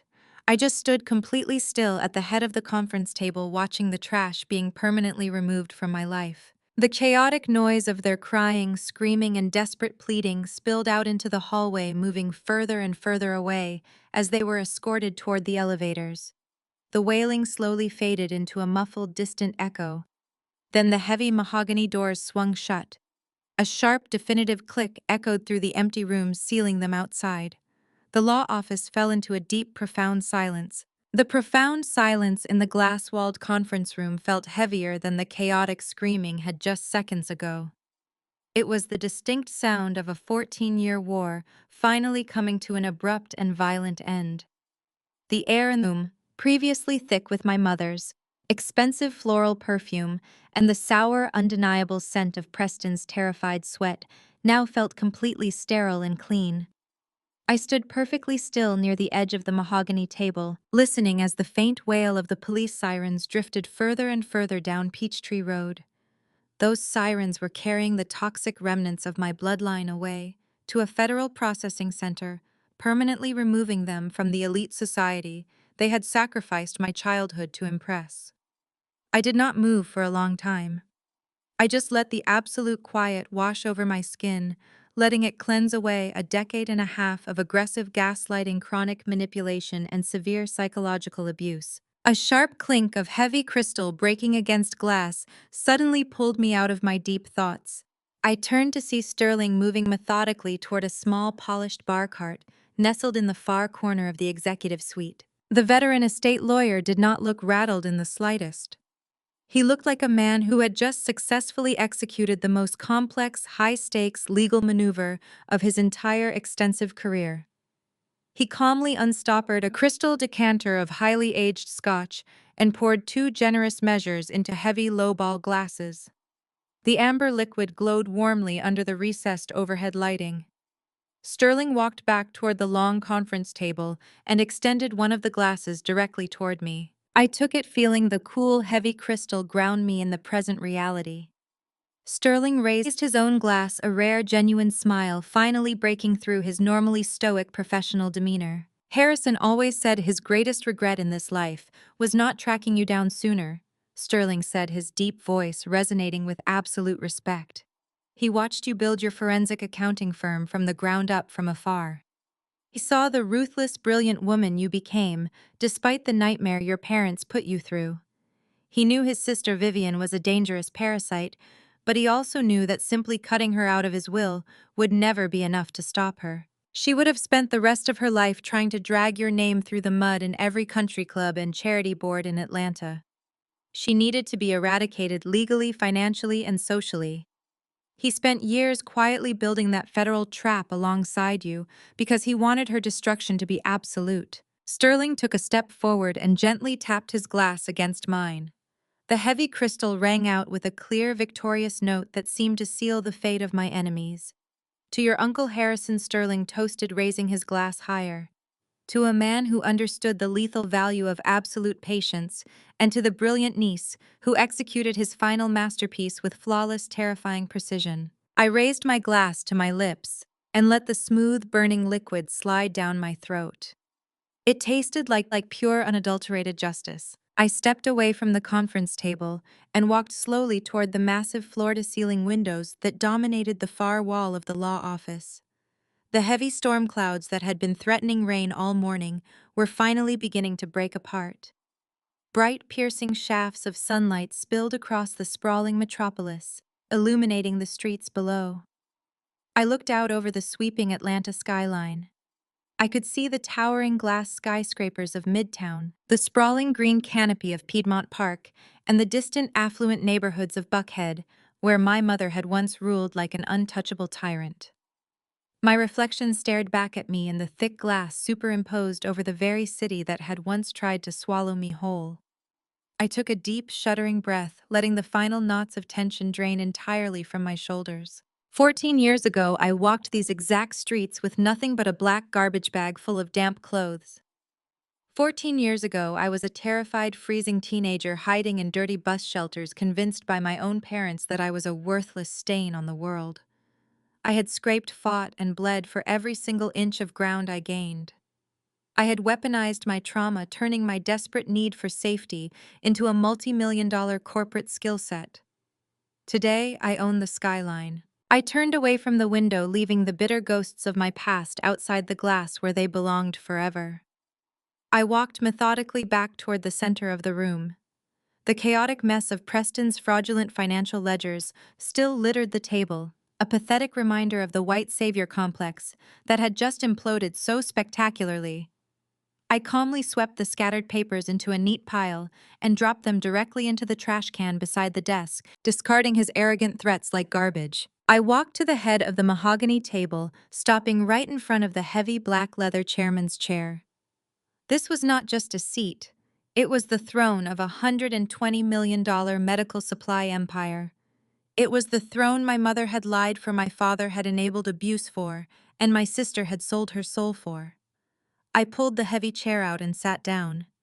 The premium leather creaked softly, wrapping securely around my tailored suit. I felt an undeniable surge of absolute power course through my veins. I reached into the center tray and picked up Uncle Harrison's favorite silver fountain pen. It felt heavy and perfectly balanced in my hand.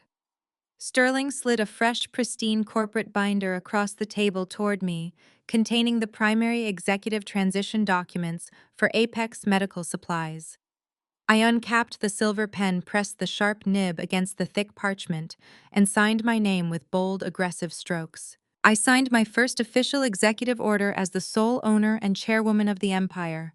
I set the pen down and let a slow, terrifyingly satisfied smile spread across my face. The spiderweb was fully complete. The predators had been caught, suffocated, and permanently removed. The ghosts of the past were liquidated. The true lesson from Jasmine's journey is about defining your own worth when the people who were supposed to protect you fail to do so. Sometimes blood is not thicker than water. Sometimes blood is just the heavy chain tying you to a toxic history. Family is not defined by shared DNA, but by consistent loyalty and mutual respect. When they throw you into the storm, you do not have to freeze. You can learn to harness the lightning. True power comes from weaponizing your trauma into undeniable success and refusing to shrink yourself to fit into someone else's broken narrative. Drop a comment below if you have ever had to cut toxic ties to protect your peace, and hit subscribe for more stories of ultimate survival and sweet revenge.